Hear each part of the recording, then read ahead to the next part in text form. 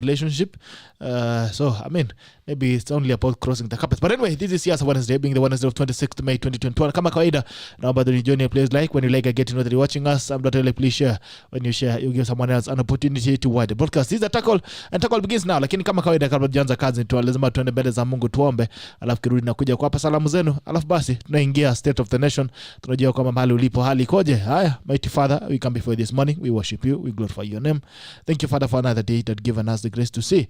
We thank you, Father, for everything that given our hands to do. Even the tacklers watching us this morning, may you bless the works of their hands, and may you meet them at the point of individual needs. Even the panel that we have this morning, I pray that they may speak out, may they edify the fabric of this nation. As you start to be with us, when we finish, glory and honor shall come back to your name. In Jesus' mighty name, I pray and believe. Amen and amen. Okay.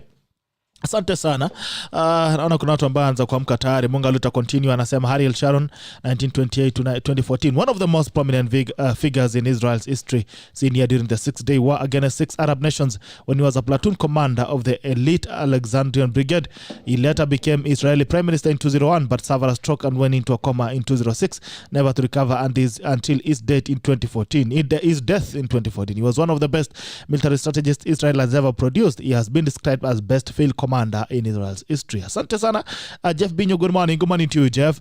Emmanuel Sere, my brother, good morning. Arnya, good morning to you, my brother. Good to see you. Jumba Kiptoyan, good morning from Southern Australia. Thank you so much. All the guys from the land down under Australia, we really appreciate you. Happy to see you. James Mutinda, good morning. Pitok watching from Senti Kumilikoni, Mombasa. Asante sana tu Mombasa, nashukuru kuwaona. Don Maverick, Aaron Deritu. Naona umepiga share. Asante sana Aaron Deritu. Really appreciate you. Amon B. What? Tafadhali, kama kila mtu angekuwa kama Aaron, ukiamuka ukiingia hapo na share. Please share. Tafadhali piga hapo button ya share. Please click on share so that you can give someone else an opportunity to watch the broadcast, and we also continue extending the tackle family. Kama pia uko in WhatsApp group, tafadhali piga copy link alafu una paste kwa WhatsApp group ambao ulipo, alafu ndashukuru zaidi. Don Maverick ansema good morning watching from the Art of Capital Nairobi. Asante sana. Amwan B. Ward, good morning to tackle live from Eldoret. Emmanuel Serem naona ameamusha Honorable Moses Nyiganet, Kebenen, Isaac Serem na Leonard Serem. Asante sana. Thank you so much Emmanuel Serem kwa kuamusha watu kila siku asubuhi. GK Monded, jambo kijana, ansema good morning GB, good morning to my brothers, good to see you. Hila, good morning Gerald. Gideon B. Ward, hello, good to see you. Karoki wa Masi niko ndani from Kayole, and waking up all the Nyeri Kakindu residents, and especially Dr. Steve Kashie. Dr. Steve Kashie, unaamshwa haraka upesi na Karoki wa Masi. Mbona sasa amusha Jeptop Kibri Reds, Natasha Meto na Damaris To. Haya mkioni, nasikia kwamba Damaris To amefungua chama. So tunasubiri tusikie ni chama gani amefungua. Ni kama sasa kila mtu atakuwa na chama. Sijui kama atakuwania urais. Tuko na Damaris To, tunasubiri tuambie. Give us a signal, we are watching. Okay, Kiprotich K Nehemiah, good morning to you. Naona Gamaliel Babaya, good morning JB. Karen niko ndani, asante sana tu Karen. Anita Chisira, good morning to you Anita, it's good to see you. David Kitur watching from Kapsabet, asante. Anita sama Nairobi tuko ndani, asante sana tu Kanairo. Gideon B. Watson watching from Kamukunji, asante. Jola Rama, Chairman Diaspora Edition, good morning to you my brother. Korir Bismarck, good morning. Arabi Talk watching live from West Nairobi, asante. Roslia Liala, Lady Tosha, Rosie from Tarbo, na msha Captain Sang, Balozi Eric Meja na my staff mates at Columbus Primary School Tarbo. Asante sana watu wa Columbus Primary School Tarbo na Lady Tosha wa Tarbo, nashukuru sana kuwaona asubuhi ya leo. MC Aspirant tena Makau anasema good morning GB, good morning to my brother Kiptai Vini, good morning Taklas, good morning Mutune John. Hello niko Muranga Kiaru na kupenda SNA wewe. Asante sana. Abedi Pop Kapombe tuned in from Mlolongo kama kawa kama dawa, asante sana tu Mlolongo. Justus Rotmoy, good morning Vito tuned in from Nakuru, thank you. Lecha Muroti Junior, good morning General Vito tuned in live from Nairobi CBD. The tackle tell Kuria Jubilee is dead, welcome to UDA. Haya. Hapa mtawaambia mwenyewe. Nikio yasema amen. Ken Lagat watching from Bometa sana. Nikiloi tuned in. Wanjiku G anasema morning sir, we thank God for another day. Asante sana, it's good to see you Wanjiku, we thank God for another day. Munga alita continue nasema poleni sana tuning in from Convent United Kingdom, enjoy the show. Poleni pia tumeanza kama tumechelewa kidogo, lakini poleni, tutahakikisha kwamba inaanza kwa wakati. Bado Nyakuri Pedla sababu good to see you bro. Gerald, good to see you my brother. Mbarambamba bwana. Wewe ndio uleta mbarambamba huko Nairobi wewe. Banana Pedla. Kangaro Maina Kambia Wazembe. I need to go to this place. Kambia Wazembe, tafadhali niambie Kambia Wazembe ni wapi? Nitakuja. Kangaru, niambie inbox hapa niambie Kambia Wazembe ni gani. Nitakuja weekend watembelee hapo Kambia Wazembe. Lazima nijue Wazembe ni kina nani walitoka wapi. Mulil David, good morning GB. Just to divert kidogo from today's topic, would like to tell my fellow youth to be patient, have faith in God and be focused, disciplined, and they work towards their goals.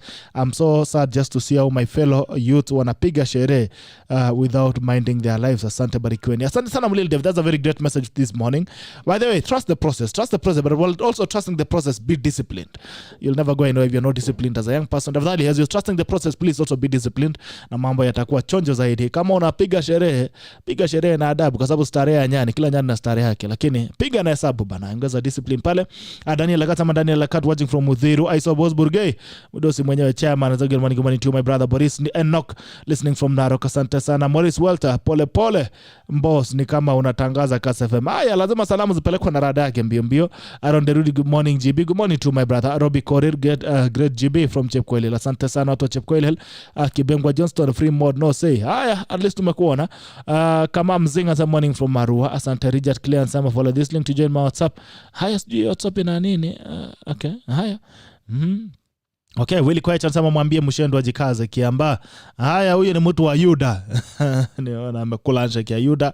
Kwa hivyo nasikia mvumo ni moja pale. Sasa ni Jubilee versus Asla Nation combined. Anyway, Aaron Derito anasema Westlands well tuned. Asante Moses Kamau, good morning to you. Chirjiri Evo, good morning. Gerald Kericho tuned in. Asante Stephen Flames Tomaga falling from Thika show iko safi sana. Asante Eriko Kinyanjui, good morning. Salimia Governor UDL Muru Wing. Okay. Ashton James, good morning GB. We thank God for such a wonderful morning. Edwin K Chumba listening from Nyayo Embakasi. Asante sana Bishop Moses Kamau anasema logged in from Moiben today. Kuna nini Moiben bana hapo nyumbani? So hakikisha umeweka kura hapo. Kata kura hapo, nikimaliza tackle nitakuja kwa mbunge wenu. Haya, Genesio M Jagi and some good morning from Embu. Asante Godfrey Barasa Were, good morning. Gerald tuned in from Trans Nzoia. And the siasa in Kenya needs to be sanitized fully kabisa, inafaa isokiwe kwenye sanitizer. Asante sana Godfrey for being a loyal fan of the tackle. Alex Manana, good morning from Ruaka. Haya, asante, wacha tuendelee kuona salamu zenu zikija, lakini tukiingia hapo tuende kwa State of the Nation. Kama kawaida, State of the Nation 07798010 07798010 State of the Nation 07798010 State of the Nation, State of the Nation 07798010 07798010. Unaweza piga simu 07798010 tuambie mambo ikoje. Naona Caleb Bor anaambia merewe tuned in kabisa, ambia Jubilee tunabeba Kiambaa. Asante sana Caleb, good to see you. Anu watu wa nyumbani hawa, asante sana. Niki watching from Dubai, salimia Msendo, ni Mshendu si Msendo. Haya, State of the Nation 07798010 07798010 piga simu tuambie mahali ulipo, hali ikoje. Unajua mtu mwenye anafunguanga simu mara ya kwanza ni mtu wa Tarbo, aitwa Lady Rose, Diala mwenyewe ndio anakuanga mtu wa kwanza kwa State of the Nation. Anyway, tunasubiri simu wananchi katika nambari 07798010. Wacha tuende tusikie majamaa wetu, sikia PPUDA Kiambaa. Vipi Mshendu? Niko salama. I've missed the viewers. I was not here last week. You've been gallivanting around.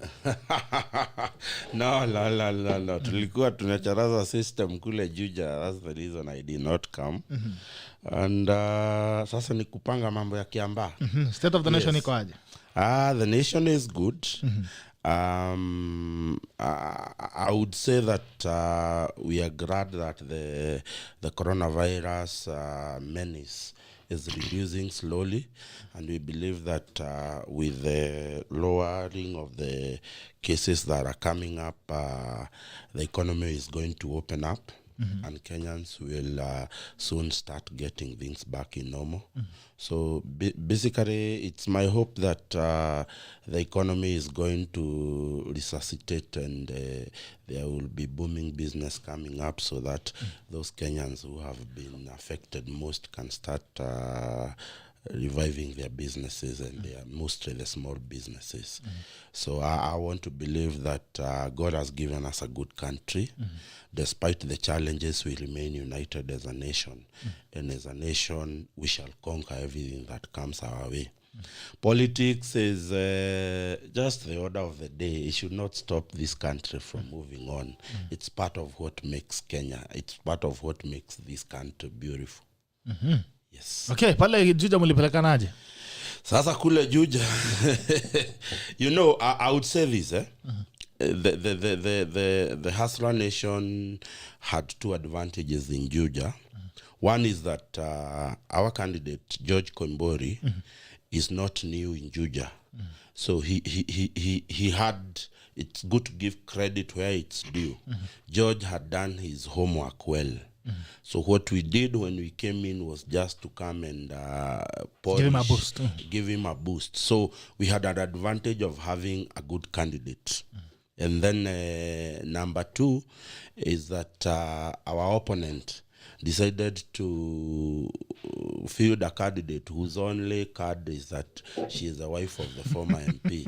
So those two things coupled in made our work, but also science was used. It was one of the by-election that I witnessed statistics being used to actually get that win. But I am a very sad person generally because of the turnout of the voters in Juja. You'd realize that we did not hit, I think we were at 11%. It came to about 11% turnout in a constituency that has over 100,000 voters. It's only, I think it was only about 20-something thousand people who turned out. But this, as one of the commissioners of IBC articulated that day, we have decided that we will militarize by elections.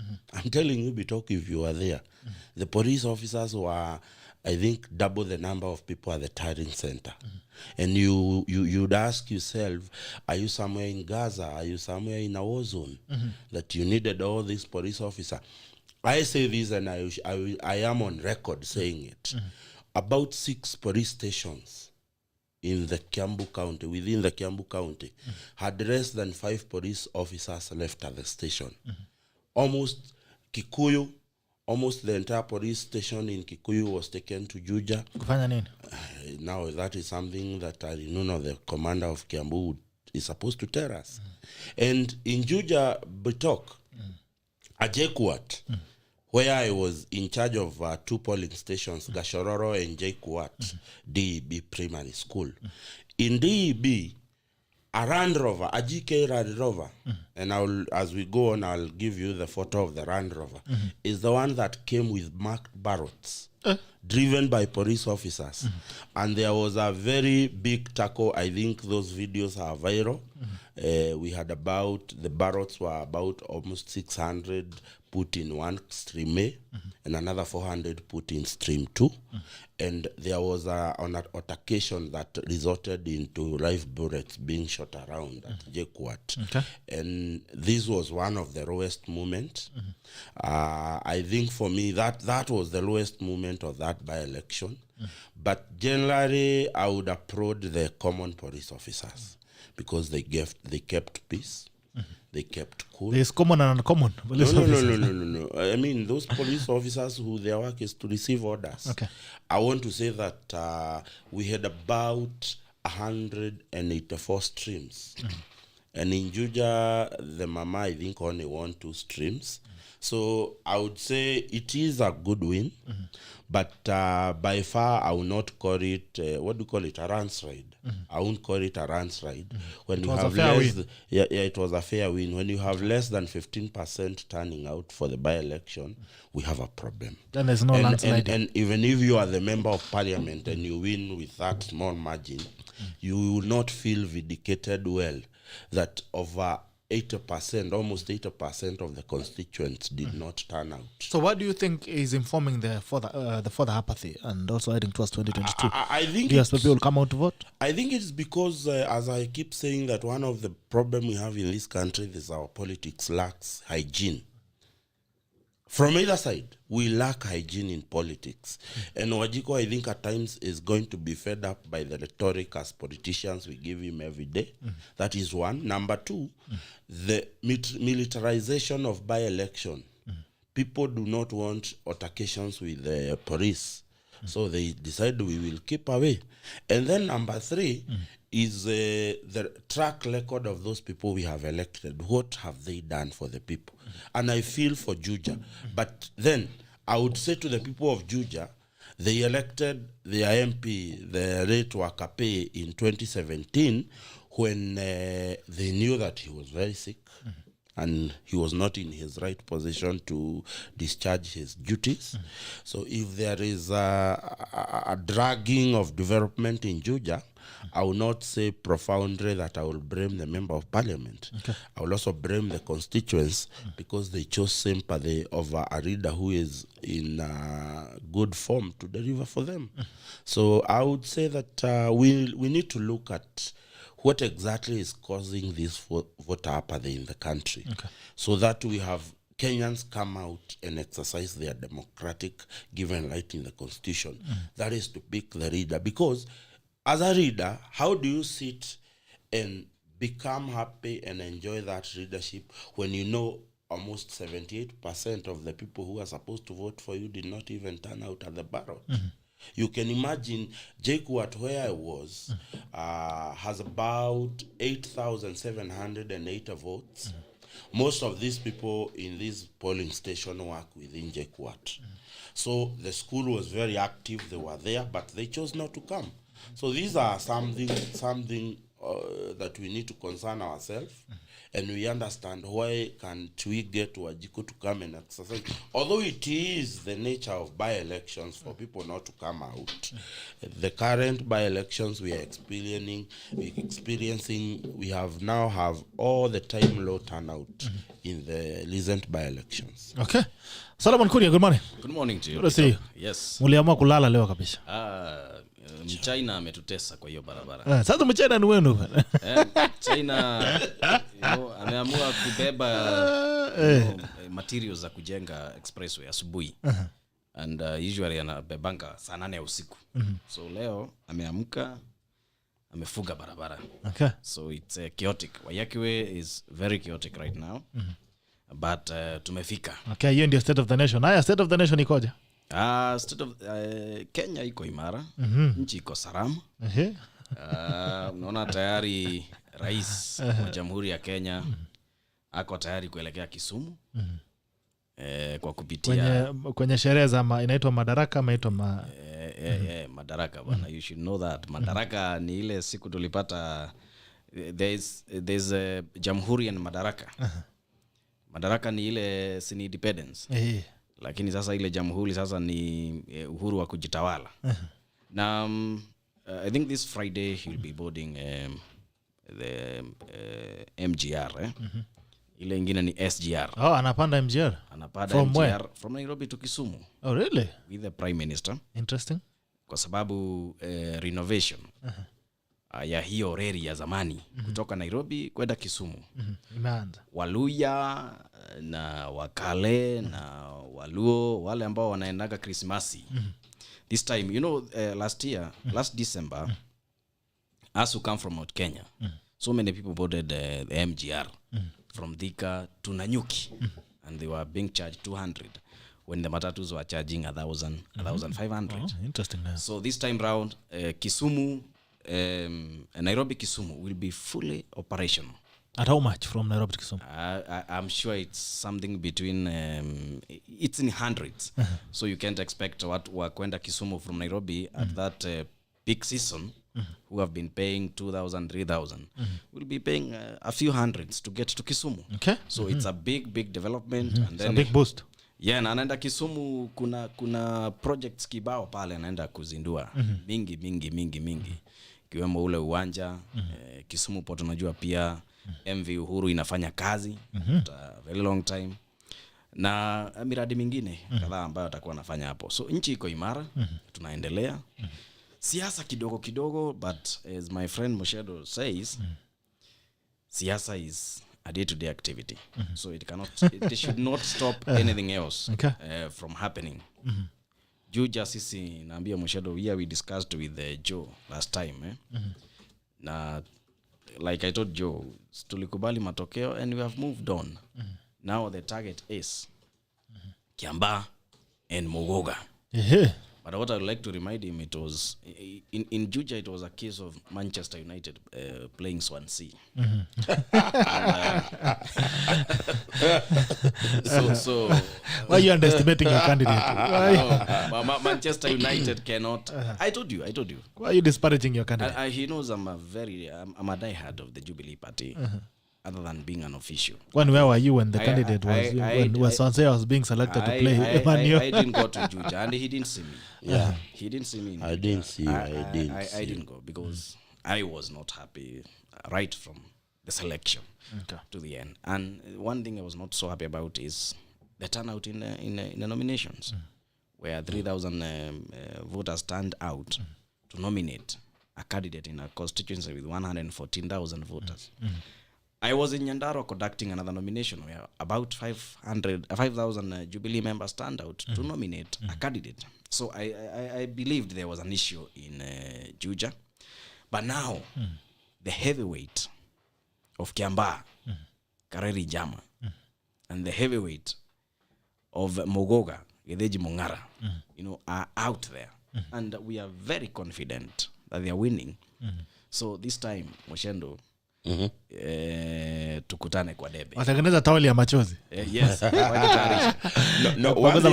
thing I will tell him, and I agree. Na kwanza kuna swali yako hapa kabla hujaenda sana. Kiproti Koromicha kutoka Nakuru, Sibi nasema, Miss Governor P. Mushendu, ask him what he was doing in Karen, the DP's residence yesterday. Now, I'll come to that, but I will say this, because we are politicians, we don't hide our hands on the face. Yes. The demographics of Kiambaa politics are very different from Juja. And in Kiambaa, it will be the battle of the titans, I can tell you. But what makes me sad, from either side, whether it's Jubilee or it is where I come from, the Hustler Nation, is that the most unfortunate thing about Kiambaa, it will not be about Kiambaa people. That's the most unfortunate thing. It will be about the battle of the titans at the top. The political battle. Because the Derek cream of Jubilee, the Derek cream of Hustler Nation will hit that ground.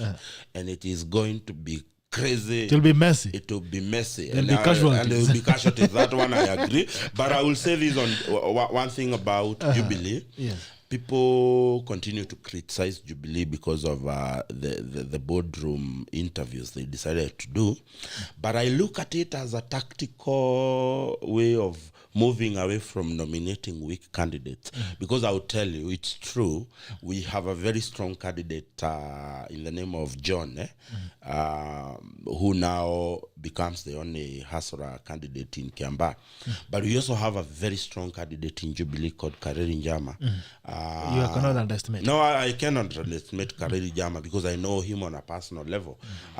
He's not someone, he's not just a pushover. So I'm expecting that Kiambaa is a tough one. It's not even Mogoga, by the way. It does not even come close. Because I also believe that Mogoga is also very tough. I know he lives somewhere around there. He knows we have a very tough candidate in the name of KT Zombe in the Hasra Nation. So I think for me is the upcoming duel is not a duel that is rigged from the word go. It is a duel that is going to be hotly contested. And if Jubilee wins, if Uda wins, and as we have said, we accept and we move on, that politics should not stop everything else from moving on. So, is someone asking me what I was doing at the Hasora's mansion yesterday? Now, I am one very bitter person in the recent few days, because I was in charge of a campaign of one of the candidates in Kiambaa called KURIA. And we were given nomination by my party PEP.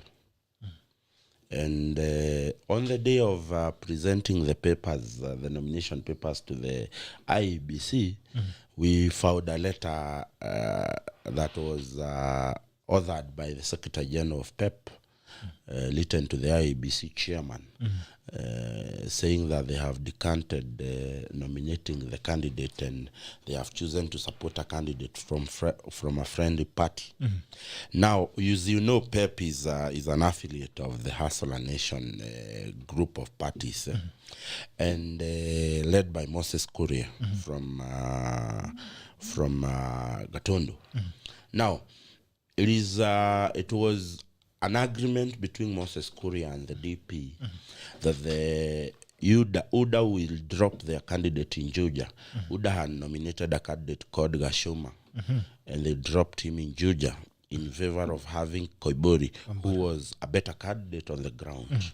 And it was then agreed that Pep would not field a candidate in Kiambaa. Okay. But I probably don't want to blame Moses Kuria, because when you are coming from Juja and you have a win, there is that burning blood that you insist that you have the formula of winning, because the Hustler Nation had fielded 4 different members in 4 different by-elections, which we lost, the parliamentary by-election, which we lost. Okay. And Moses Kuria came up with a formula that won the Hustler Nation a seat in Juja.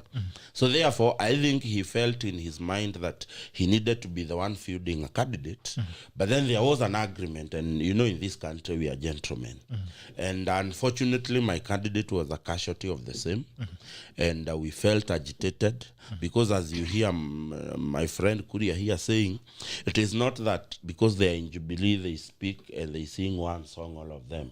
We also have our independent mind and our independent things within the formations that we believe in. So some of us felt agitated. You may have come across a video online that I did, and out of that video, the DP thought now that the Hustler Nation is going to disintegrate. And yesterday, me, my candidate, my team, we were invited at the Hustlers Mansion so that we can speak about the way forward in Kiambaa. And my candidate has since agreed that he is not going to vie. Okay. So that we allow the Hustler Nation to have one candidate in Kiambaa, because at the end of the day, we are speaking the same language. We may not necessarily agree that John was my candidate or was my team's candidate, but John now remains the Hustler Nation's candidate. And because the Hustler Nation speaks one language, he is the man we want to rally behind as the Hustler Nation's candidate in Kiambaa. Okay. And what do you expect? What are your expectations from Kiambaa? From Kiambaa, I expect nothing. You know, Jubilee is not popular on the ground. And that is one of the main undoing of Kareri Njama. Kareri Njama was a popular candidate. You would remember a few months ago, Kareri Njama played the host to the deputy president. And Kareri Njama has done over 15 harambes within Kiambaa constituency. So Kareri Njama was the deputy president and he's in Jubilee? Or he shifted? Kareri Njama, as far as I'm concerned, he's a hustler pretending to be a Jubilee person. Because... Why do you say that? Wait, we are talking about 4 months, 4 months ago, Bitok. Kareri Njama was our host. He was the host of the DP. He's the one who built a big wheelbarrow. Yeah, you know, yes, he was the host. You remember that time we Is were it the one who built a big wheelbarrow? I don't even know, because let me tell someone you, who built a very Raymond Kuria, John Wanjiko, and Kareri Njama were host the DP at Kawaida 4 months ago. But the person who actually invited the DP to Kiambaa was Kareri Njama, after I accompanied him to the Hustler Mansion together with members of CSS, Karori Bus Travelers. And he went and he invited the DP to come and launch a petrol station owned by the Matatu bus terminals in I remember Kiambaa. the petrol station. We went to Kawaida, where through Kareri Njama, the Boda people received 2 million from the DP. We moved from Kawaida, we went to Ruaka, where another group, women group, was given 500,000 courtesy of Kareri Njama. We proceeded to Gashie with Kareri Njama, where again the car wash guys were given money, again asked by Kareri Njama. And then we ended our tour in Wangige.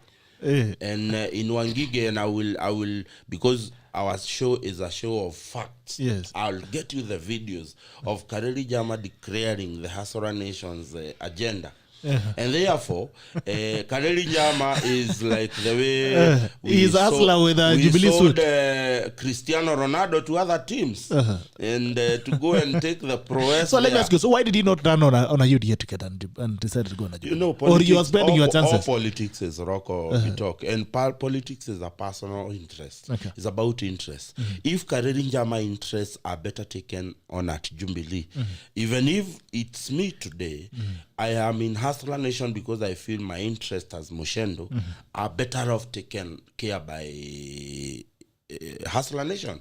If Kareli Njama felt that his interests are better taken care of in Jubilee, at the end of the day, he is the candidate. He is the person interested in the seat. So he makes decisions that he thinks are going to favor him. Okay. Solomon, lakini acha tusikie jamaa anasemaje. Jambo, good morning. Hello. Good morning. Angalia sauti ya simu yako. Haya, Solomon. I want to say two things. One, quick ones. One, I want to... Kareli Njama ni hustler sugu. Yes. But before I come to that, let me say that the reason why Moses Kuria was, I believe he was humiliated. And it is very wrong that once a candidate, once a member of parliament gains popularity, once he delivers, he shouldn't be treated like the other normal members of parliament who have never done anything to hustler nation, if it ever exists. Because one, the person who delivered the Juja seat, let Muchendu say the truth, is not the hustler nation. I want to be very categorical. It is Moses Kuria. Okay. Actually, a person like this guy from Madeira, Rigathi Gachagua. Yes. He has never stepped in Juja until Kareli that guy was being declared the member of parliament elect for Juja. Now they have realized, our race for deputizing William Samoei Ruto has already been taken by Moses, and we must sabotage. Guys have been promised things. Kimani Ichung'wah has been promised. Rigathi Gachagua has been promised. Dede Nyoro has been promised. So it is a fight within that camp. Okay. And now they had to cut to size. They had to cut Moses to size by saying that you are not going to have a candidate in Kiambaa. It's good to be fair. John is my person. And I would like to tell him that before John decamped to UDA, by the time I was the coordinator of Jubilee Party in Nyandarua, John was the chairperson of the Jubilee Party Youth League in Kiambu County. Which year is that? That is from 2017. Okay. He decamped the other day.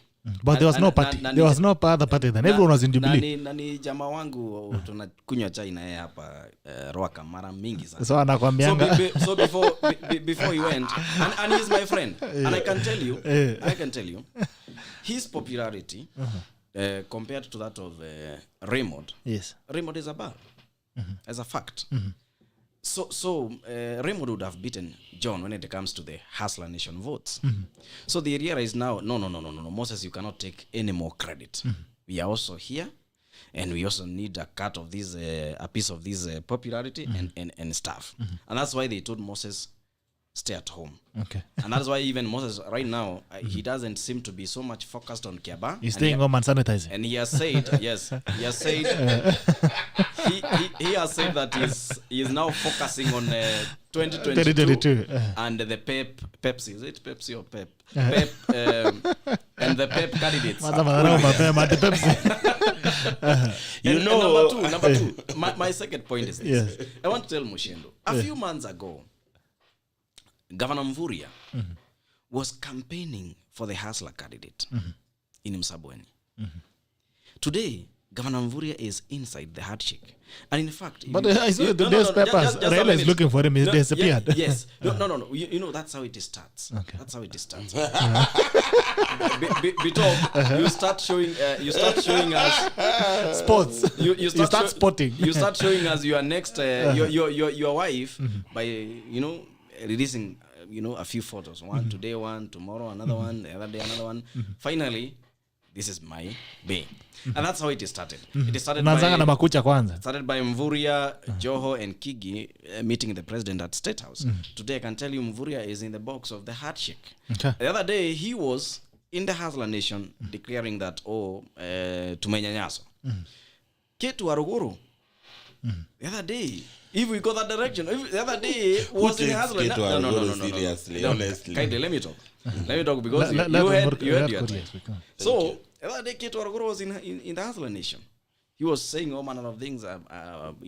She was saying everything bad about the government. Today, she is in our camp.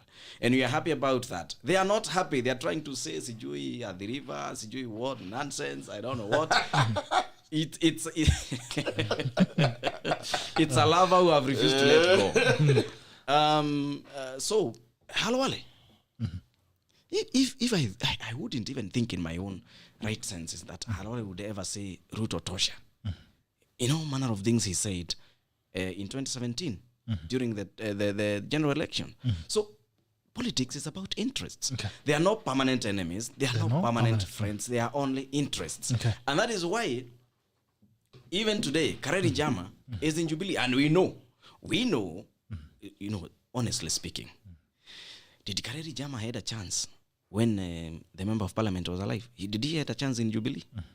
Honestly, I doubt. The member for Kemba, Koinange was so strong for him. So he had to actually look for another partner to work with. And that's why he found himself working with the Hustler. Okay. And now that God has taken the member of parliament, now he can come and claim a space. And yes, you are the first runners-up. Now come, get the ticket. You are the strongest candidate. And he agrees. John will get a few number of votes, and that will be okay. But I can tell you, it will be a large side. In fact, the contest is in Mogoga. The contest is in Mogoga. The right contest is in Mogoga. The right contest is in Mogoga. In Kiambaa, Kareri Jama is a heavyweight. Okay. A super heavyweight, and is going to deliver the seat.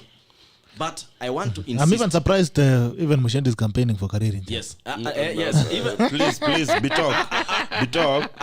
Ask him who said this. As he continues to prosecute his case. In private. You better be careful. Listen, Bitok, you better be careful. On the onslaught, I've declared interest that Kareri Jama is a personal friend. He's a personal friend.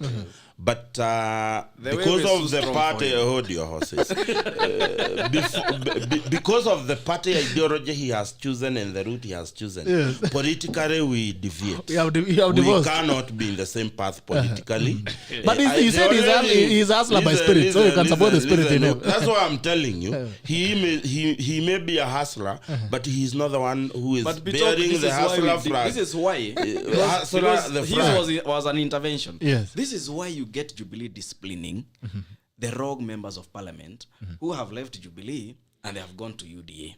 You know why? It is the same language. Listen to him. And Mushendu is using. He's saying Kareri Jama is my friend. And that's the more the beauty about Hustler Nation is our punishments are not punitive. Like Jubilee. If you allow me to prosecute. It is why Jubilee is a shell okay, let's all about good prosecutors. Let me prosecute. Then we come back it to is the same language. You know, this thing of Niko katikati. And that is why even Kalonzo has never been president in this country. Kuka katikati. You can hear Mushendu, his aspirations, his energies, his, everything is with Kareri Jama. You can hear it.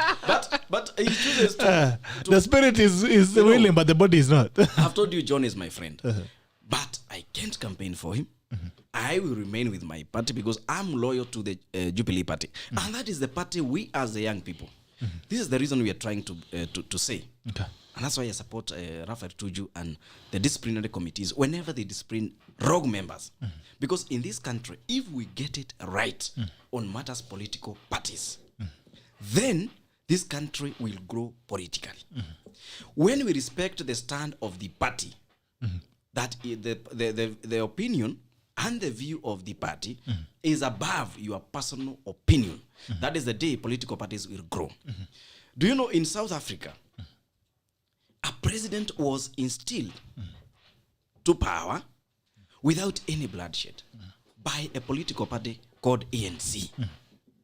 Do you know in our neighbors here, Chama cha Mapinduzi, CCM, after the president died, it is the political party, CCM, and you needed to see the respect they accorded the Secretary General during the send-off of Magufuli. Okay.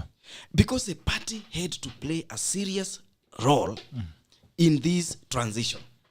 from Magufuli to the current president, Samia Suluhu. Okay. If you go to Zimbabwe, ZANU-PF, I mean, Kenya has to change.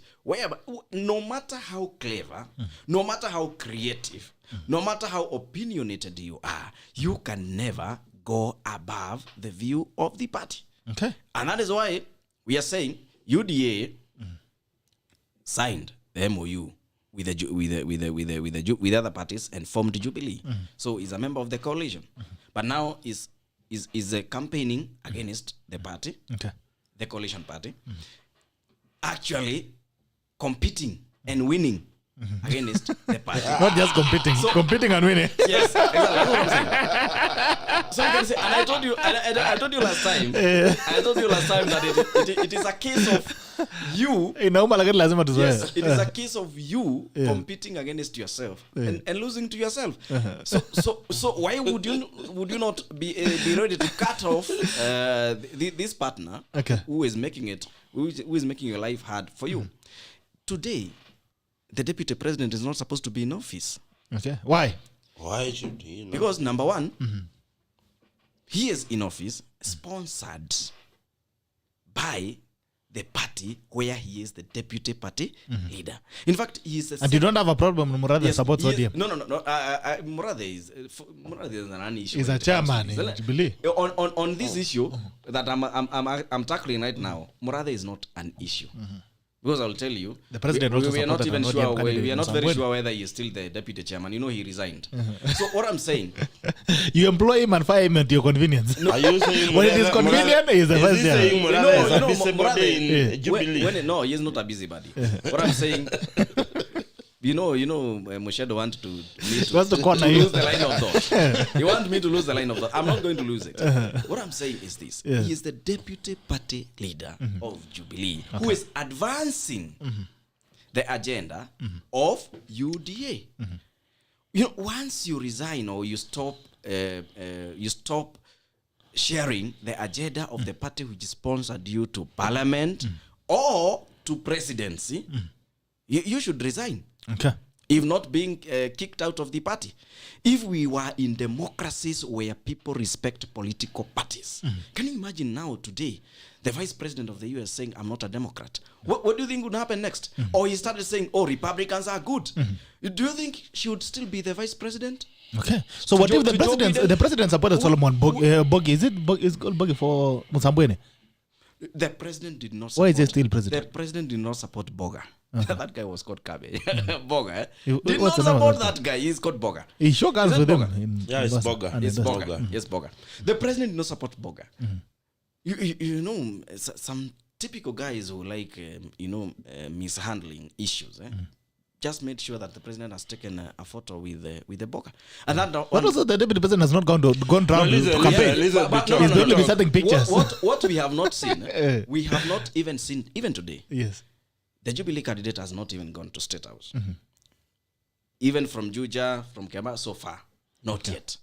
The only person who has not gone to that direction, because he is the president, he should unite the country. He should not seem to be, anybody who will be elected from whatever party, it will be under him. So, but the deputy president received delegations. Koibori, the first station after winning, was Karen. The other guy from Sabweni, the first stop was Karen. Let him finish in a minute, then I come to him. Today, the deputy president is harmonizing all support. He's also uniting his nation towards a UDA candidate. And I'm saying, if really the deputy president respects the system of political parties, he should simply resign from Jubilee Party first. And go to UDA. Resign from Jubilee Party as the deputy party leader, and eventually and automatically and by default, he will have resigned from his position as the deputy president. If we really want to lead by example as a high-level leader who respects the system of political parties in Africa. Yes. You know, Bitok, I'll tell you, my friend KURIA is trying to be cheeky here, but I must tell him, I must tell you, because this is a fact. KURIA, not so long ago, he was a hustler believer, and I want him to deny this. I want him to deny this. Can you deny that? Yes, I want him to deny this, and I will never take his word for. Can you deny it? Short time ago is relative. No, that was after 20. That is after 2017. You know, 2017 I have shared platform with him, Yes. Advancing the Hustler Nation idea. I will answer you with that. Yes, the only reason KURIA went back to Jubilee is after this guy Isaac Kenodia was promised a job, and he also saw an opportunity. The job was coming. A job was coming, and I don't know why I have not seen his name gazetted, because beyond politics, I know KURIA on a professional level. He is a good guy. Maybe we do not share political ideologies, but when it comes to professionalism, I think the Jubilee government by now ought to have given him a job. Probably he may bring a difference. But now, when he is talking about the deputy president resigning, I find it to be outrageous. I find it to be wild thoughts from KURIA, because who is it that the deputy president is working with, Bitok? He's working with UDA, a party that has signed a memorandum of understanding to work with the ruling party called Jubilee. It is not that, in fact, the person who ought to resign from Jubilee is the president. He is working with the very person that, in fact, if it was in the UK, and I keep on telling you, today, if you win a seat in the UK through false pretense, and the person you win against goes to court, you can lose that seat. Okay. The president won the seat in pretense that he was fixing Raila Odinga, that we were sending this Kimondo Kegoroki home. And I keep on telling you, the president has never brought me the certificate of clearance from Mathare that Raila is no longer manned, and he purported during the election. So therefore, if there is one person who should resign, if it is about principles, it is the president. He decided, and I tell you, the problem in this country is that politicians do not have a set of beliefs they believe in. Because how else did you expect that Raila Odinga would work with the president? When you read the manifesto of ODM and the coalition that they were in, and you put the Jubilee manifesto on the other side, it is like heaven and earth. In terms of how they approached economics, in terms of how they approached the revamping of industries and all those things. Their manifesto goes, this one goes south, the other goes west. But because politics in Kenya is not about a set of political beliefs, it is about survival. It is about the president wanting to rule this country in his final term without a lot of turbulence from the opposition. He just closed his eyes, forgot what Jubilee believes in, and brought Raila Odinga. So if there is someone who is supposed to actually resign for introducing foreigners to the ruling party, it is the president. The deputy president has worked with a party that is a partner in governing this country called UDA. UDA is a partner of Jubilee. And what the Secretary General of Jubilee is trying to do, it is trying to use the shortcuts to disassociate Jubilee from UDA, because they now want to say that the deputy president is working with a foreign party. But the majority leader in the National Assembly, Kimunya, the other day said that UDA is Jubilee. You know, I'm listening to KURIA here talk about the deputy president resigning. Let me tell you, one of the thorn the Jubilee people have is that the deputy president will never give KURIA and company the pressure of resigning. And I'm telling you, if they so believe that the deputy president did not deserve to be the deputy president today, they have a mechanism of shooting him out. Out of the party, out of government. But they know that one, if they try and do that, Jubilee will automatically be buried, and we will put some shrub on it that it will never come out. Because I will tell you, today, who are the people who led the biggest campaign of Jubilee during 2017, Bitok? Bere Ikosawa was led by who? Moses KURIA. How many meetings was the DP doing vis-a-vis what the president was doing every day? Let's agree that, yes, as a people, we do not agree on principles, on the ideologies of the DP. They do not realign with the ideologies of Jubilee and those people who believe in the president. That is okay. But let's not be dishonest about party politics. You see, politics, and I will say, what happened when we dissolved TNA and we dissolved URP, we were doing that so that we can have a united party and move this country in the right direction, Bitok. All right. But I think what happened is that Jubilee was hijacked by busybodies like Murathe and company. People like Raphael Tuju, who we actually don't know his description in government. I hear he's a CS. I don't know he's a CS for what. These are the people without portfolio. These are ni wale walikuwa naitwa, what were we calling them when we were playing volleyball? There is that player in volleyball that you keep bringing in, bringing out. I can't remember the actual name in volleyball. Maybe the viewers will tell us. But in Kikuyu, when we were praying zile michezo za kitambo, kwa tunamuita gashagio. Anakuja, anaingia. I think that is the work of Tuju. But KURIA has to agree. And I will say this because I may have issues with Jubilee. But one of the major problems in Jubilee is that the voice of the young people, what KURIA they are trying to do is what has lacked in Jubilee. Because today we have new trends of doing things, we have new digital way of doing things, we have new technology way of doing this. And I will also say this, Bitok, because I am a politician and I don't want to be branded like the old politicians we were. Even in Hustler Nation, if the voice of the people is not heard clearly, the same way Jubilee today, I believe, and it is my belief, that if young people are given opportunities to be in charge of these parties, they are going to make a difference. Today, look at my friend from South Africa, reading a very young party. What do you call him? Julius Marema.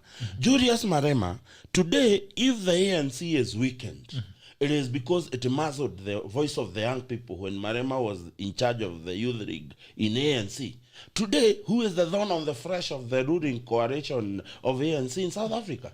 It is that young man. Okay. So I would say from whichever divide we come from, one of the successes that is going to be achieved in this country, Bitok, it is when we embrace young people in leadership. Okay. And not just in appointment, because political parties forms the agendas that form government. So you have to base your political party on a better and a good base of young people. Right. As we roll the conversation, okay, kwanza naomba watu ambao wanapiga simu tafadhali hatujafungua bunge. Tutafungua bunge saa 3 kamili. We'll open up bunge la mwananchi in the next 15 minutes. We'll open up the bunge la mwananchi tafadhali. So wale ambao wanapiga simu tafadhali subiri. We'll open up bunge la mwananchi at 9 sharp in the next 15 minutes. As we roll the conversation, before we roll the conversation, Solomon, do you agree with this, with Muchendu's sentiments that Jubilee has not paid attention to the voice of young people? Because I saw the same complaint coming in from the Daughters of Mountain. No. Yeah, true. I agree with him. I saw Leader Macha did a video. Yes, we have that challenge. We have that challenge, and we are telling our senior officials in the party to address that immediately, because we need the voice of the young people to move out there. Okay. You know, everything I tell them daily basis, and I can say this because I say it on television elsewhere, everywhere I go. The people who will speak about the president's legacy are the young people. Because after the president is long gone and is taking his leisure time out there, the people who will be left to speak of what he did are the young people. So on daily basis I tell them, involve these people in two things. The affairs of the political party, daily activities of the political party, that is one. And number two, the daily activities of the president. Is he launching a project? Is he coming up with a program? Is there a policy emanating from the executive going to parliament? Let it be brought to the young people. Let them be fully aware of the steps being taken by their government, the government they support, so that even in future, they will be able to talk about this. So you cannot separate the president's legacy from the young people. Today, the people who talk about Mwai Kibaki are the people probably who are given the free primary education. And it was publicized everywhere. And they benefited. And some of us are beneficiaries of that. So you cannot separate that. And I've always said it is a challenge. But we are trying to tell them, focus on bringing as more young people on board as you can possibly be able to do. Okay. All right. Let's talk about Central Kenya. Yes. Speaker Muturi was coronated the other day as a Speaker of Central Kenya. I don't know what your feeling is as a young people of Mount Kenya who seem to be driving the politics of the region. You know, that's one topic I'm trying to evade as much as I can, because I have seen you cannot evade. Elders. Yeah, we don't evade things. Yes. This is the tackle. Yeah. Yes. But now, since I'm on tackle, I have to say something about that. I've seen elders differing and differing big time. They are all saying different things. Some are condemning what Muturi did. Some are saying Muturi did not err anywhere. But this is my position. And this is one I'm saying every day and on daily basis. If you feel that Muturi did not do the right thing, can you do the right thing? Okay. If you feel that Muturi is not the right person, please, can you also show us what you can do? I want to tell you something, Bitok.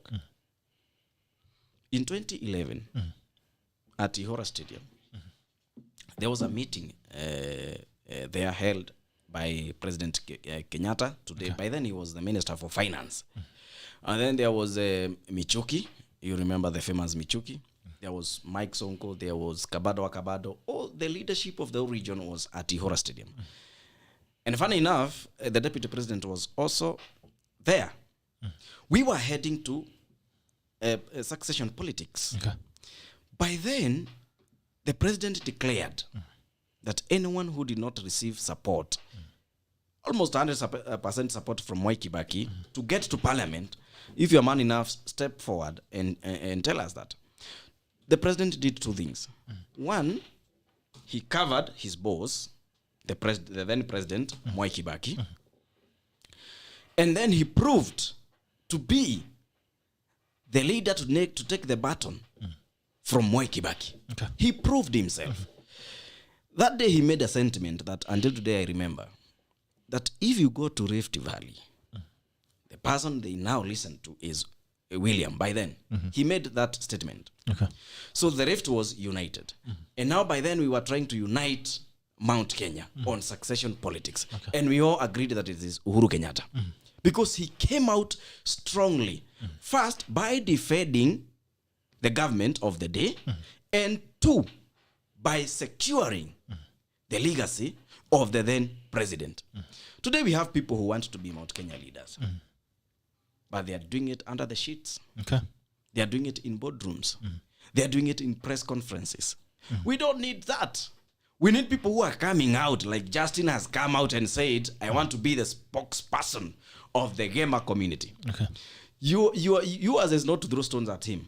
Yours is to tell us tomorrow. If you are Peter Munya, if you are the Peter Kenneth of this country, if you are Mutahi Kagwe, Kabogo, all of you guys, can you come out and tell us how you're going to lead the community to the next level, like the president did in 2011? So do you support the endorsement, the coronation of Muturi? I have no say on that. I don't support, because what I'm saying, I'm just supporting the action. Okay. I don't think whether I can say he is now my spokesperson or not. But what I'm acknowledging is the bravery to do that. Okay. He is brave. The man he has come out. And for your information, let me put this categorically. The president was not involved in this whole thing. Yes. Why do you say that? Because, as he said it, there are some guys sitting down, sitting pretty, waiting for president to endorse them to be the spokespersons or the leaders or the next kingpins of the region. No. Power is never given. It's taken. It is taken. Okay. So the president has already given an indication. But guys, mimi namaliza yangu, nataka kwenda nyumbani. So you guys, what are you doing? And because if the president appoints or endorses someone, there is likely to be a fallback. Okay. By a few individuals. There's someone who will feel, oh, no.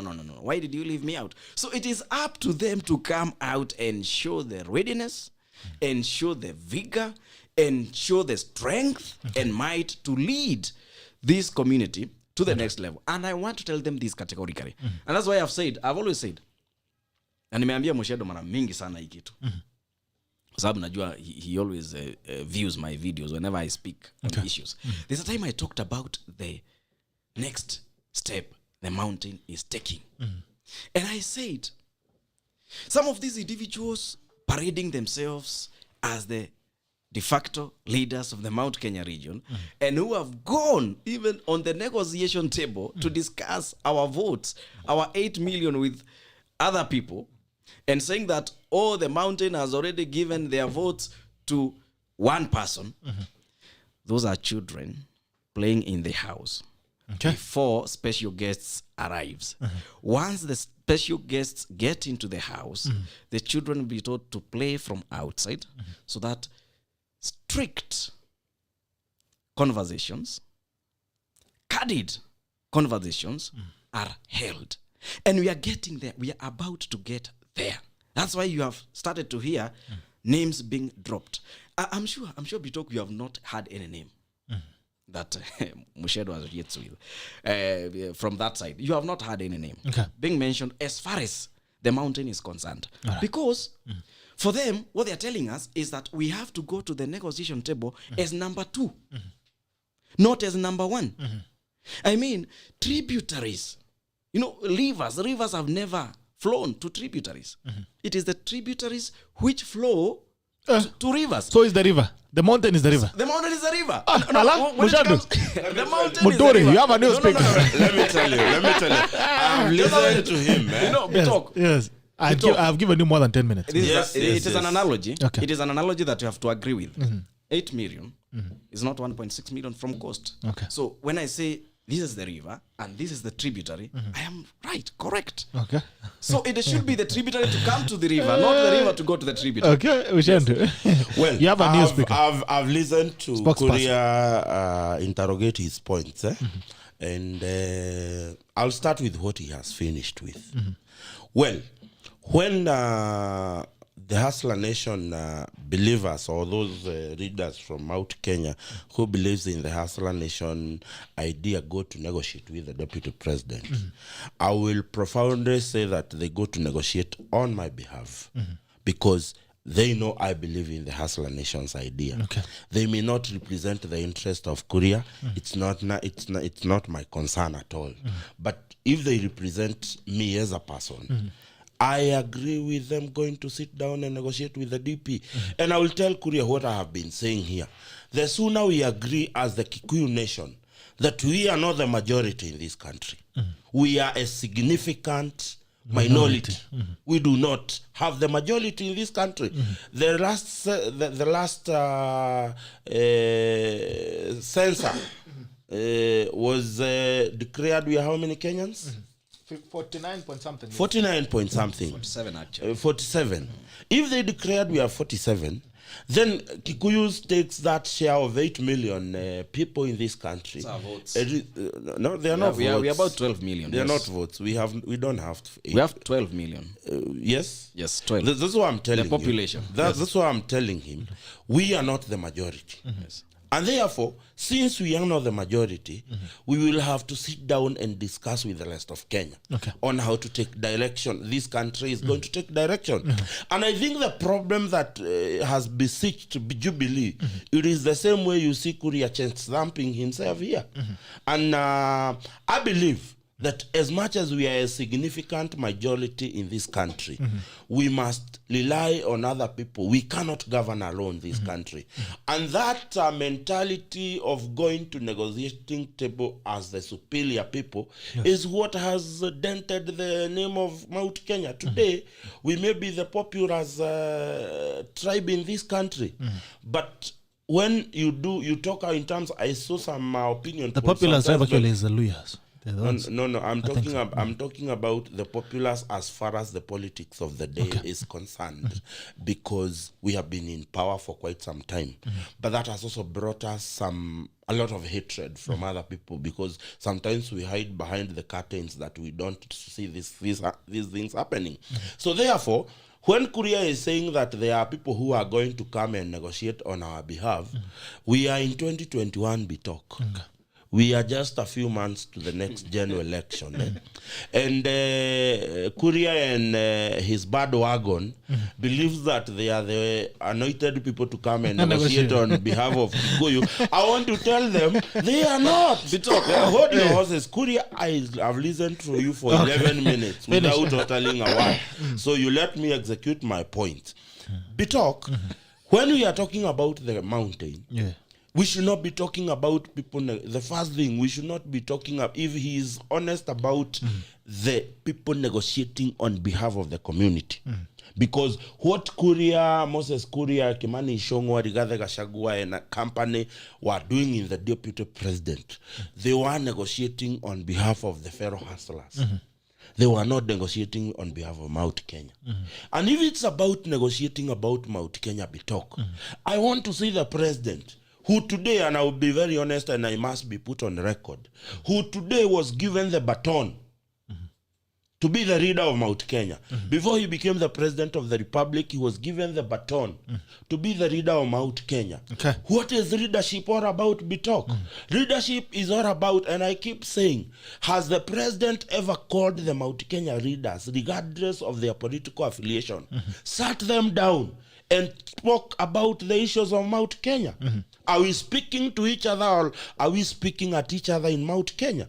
That is the thing. So therefore, one of the challenge I pose to the president is that as much as you may think that Kimani Ichung'wah or Rigathi Gachagua or Moses KURIA or Dede Nyoro or whoever is rebellious to the Jubilee, I believe all of us have utmost respect for the president. That if the president today calls Mount Kenya, because what happened, you know, we were here when KURIA and company were doing presentation in Sagana. What was in Sagana was not Mount Kenya. No, it's true. It's true. What was in Sagana was not Mount Kenya.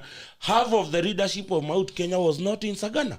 So what I would say, what was in Mount Kenya, was in Sagana, was sympathizers and supporters of government of Uhuru Muigai Kenyatta from the region. It was not about the Mount Kenya business. And I challenge the president that today, if you want me not to believe in Ichung'wah or in KURIA or in Rigathi, call them to a meeting of Mount Kenya leaders. Ukuje utuambie niliwaita wakakataa kukuja. That time, we shall review how we relate with His Excellency the President.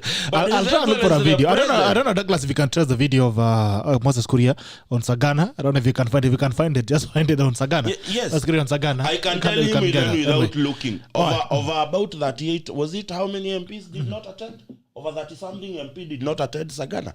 So, I want to challenge the president, who today, Bitok, I say without fear.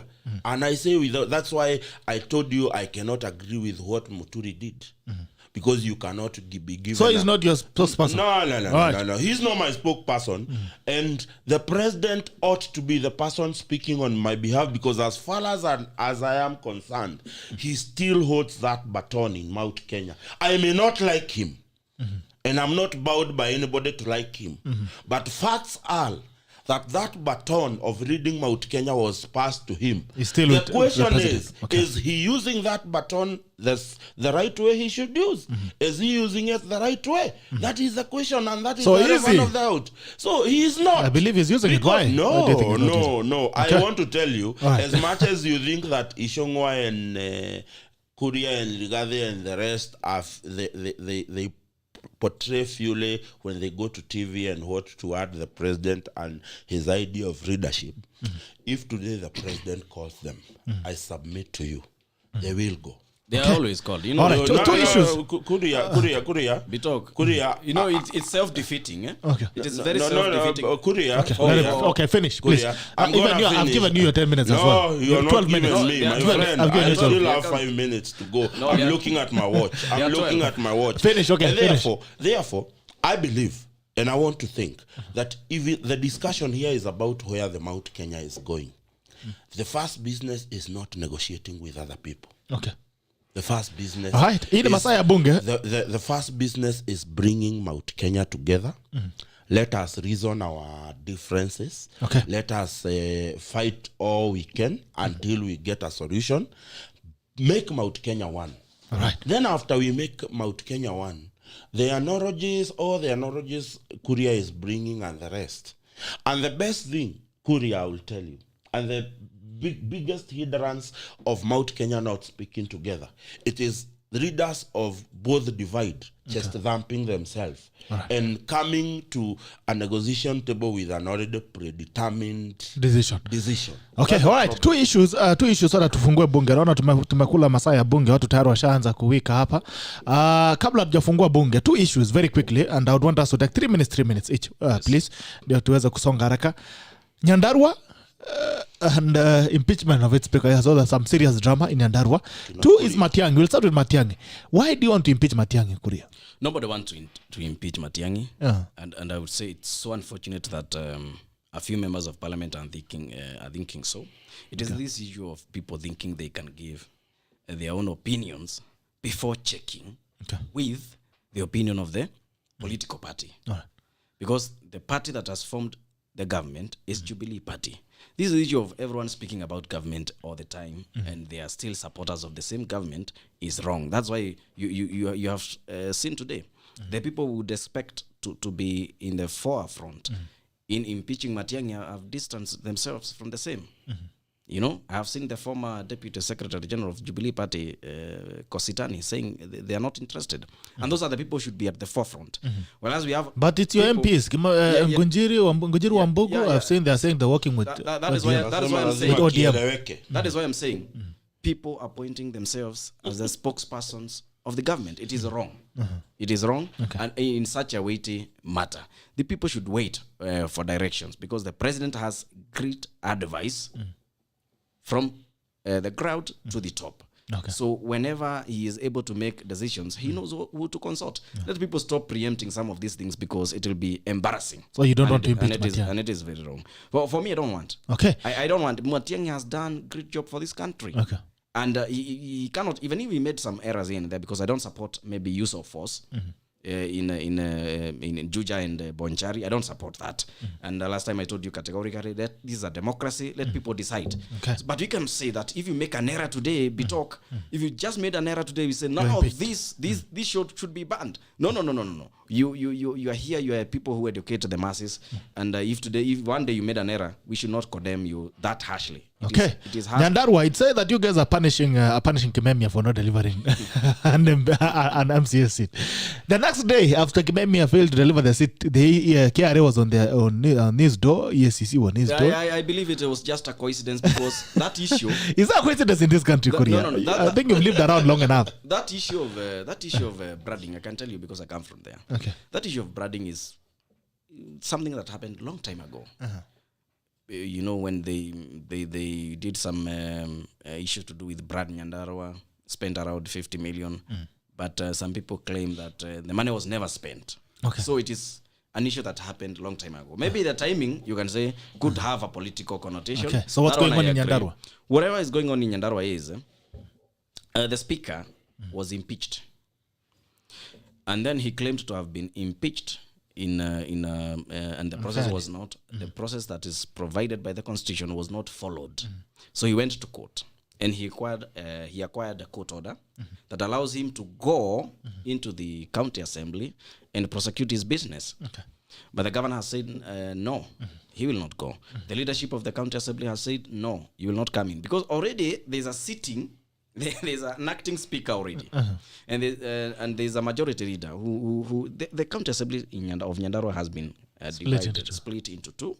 There's a faction that supports the governor. There's a faction that supports the speaker. So they are now fighting over the county assembly. There's a court order. They don't want to hear about that. But the speaker is supporting their governor as well, because I heard they were telling him we didn't elect you to go and be a praise master for the governor. I think the governor and the speaker have not been seeing eye to eye for quite some time, and I believe that is what has led to the split. But I am saying, if they continue with this nonsense, we shall do what the Kiambu people did in 2017.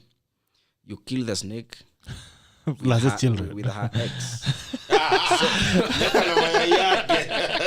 Aya Muchendu. Nyoka na mayai No, yake. yeah, All of them to go. I would say Muchendu should now it looks like the system is beginning to eat its own children. Should Matiang'i be impeached and the two what's happening I will tell you because he has already told us about Nyandarua. I would want you to pick a different question, and that is on the law. He's mentioned about the law and order. The president the other day was commissioning KMC under KDF. There's a court order that KMC should be reverted back We to should Minister talk of about Agriculture. that. Yeah. We should talk So you pick on that, the first question on Matiang'i, and that on the president, and then he'll pick on the issue of the president as we open Bunge la Mwananchi. the one on Matiang'i, I'll tell you what I said in Facebook in two statements. I don't agree with KURIA, and I said it's on the president in Harambee House. They have the power, but they don't understand the politics. It's the issue of militarization of by-election. If the system lost in Juja, as much as the opposition had a good candidate, it is this issue of misusing the police to harass Kenyans. So you think he should be impeached?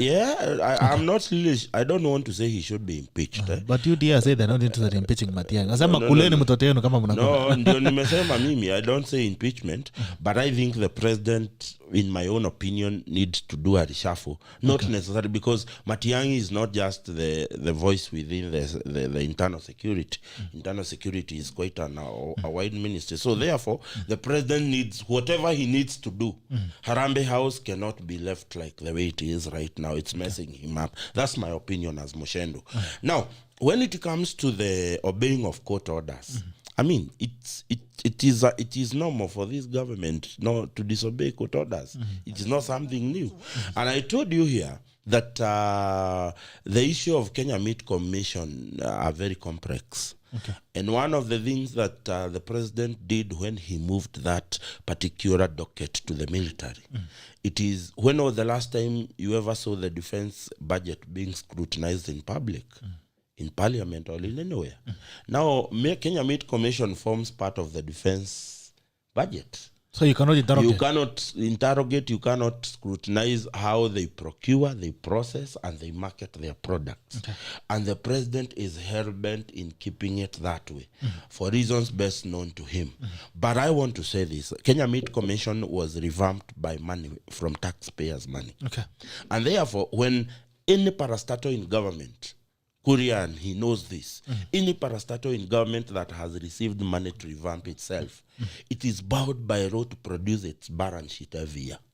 And taking Kenya Meat Commission to the army denies the public who gave over 1 billion shillings to revamp Kenya Meat Commission.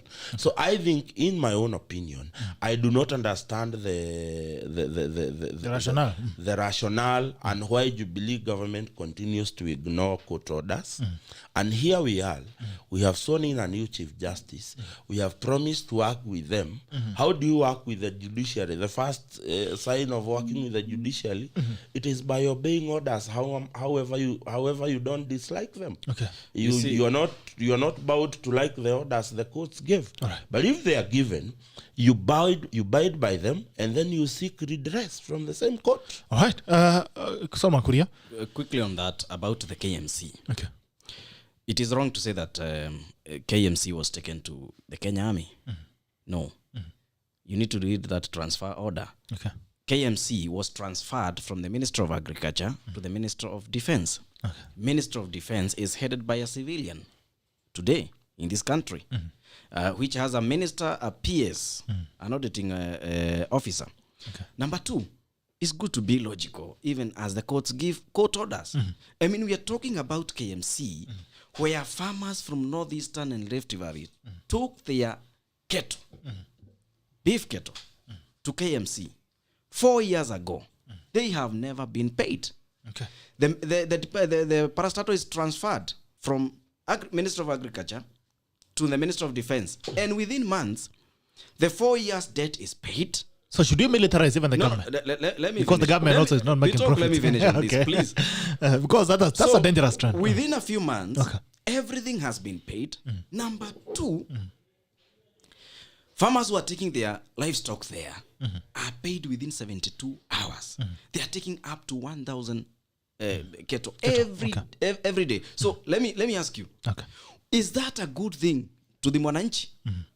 Even as we bring these court orders. So what that court order is saying, that it is illegal to pay people in 72 hours.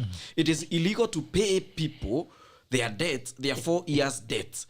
Our judges are not logical. And that's why, like the last time I told you, Maraga cancelled the election of 2017 when he knew the outcome. He knew that it would be President Uhuru Kenyatta will be declared the winner. But anyway, go ahead, spend 21 billion. I don't care. What I care about is this piece of paper. And I want to say this. Our law is not cast on stone. Okay. If anything is done that is benefiting the citizens, and the reason why I've mentioned the word student is because he knows that county governments have nothing to do with secondary and tertiary education. Okay. Theirs is nursery schools and village polytechnics. But in this country, we have governors who issue bursaries to learners from poor families who are going to high schools and universities. Okay. Because it is not about this law.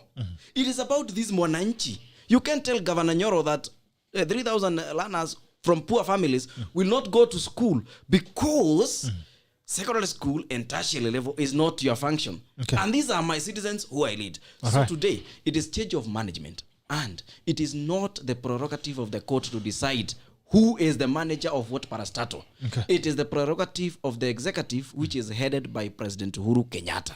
So let our courts be realistic in some issues. Okay. Let's have a video from Moses Kuria on Sagana and then tufungue bunge. Tafadhali kuna vita hapa kwa bunge mingi sana. Tutasaidia video ya Moses Kuria on Sagana.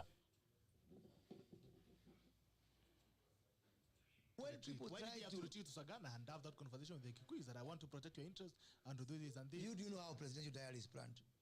How is it planned? It's inapangwa, utaamka, you'll shower, utavaa shati ya blue, itakuwa na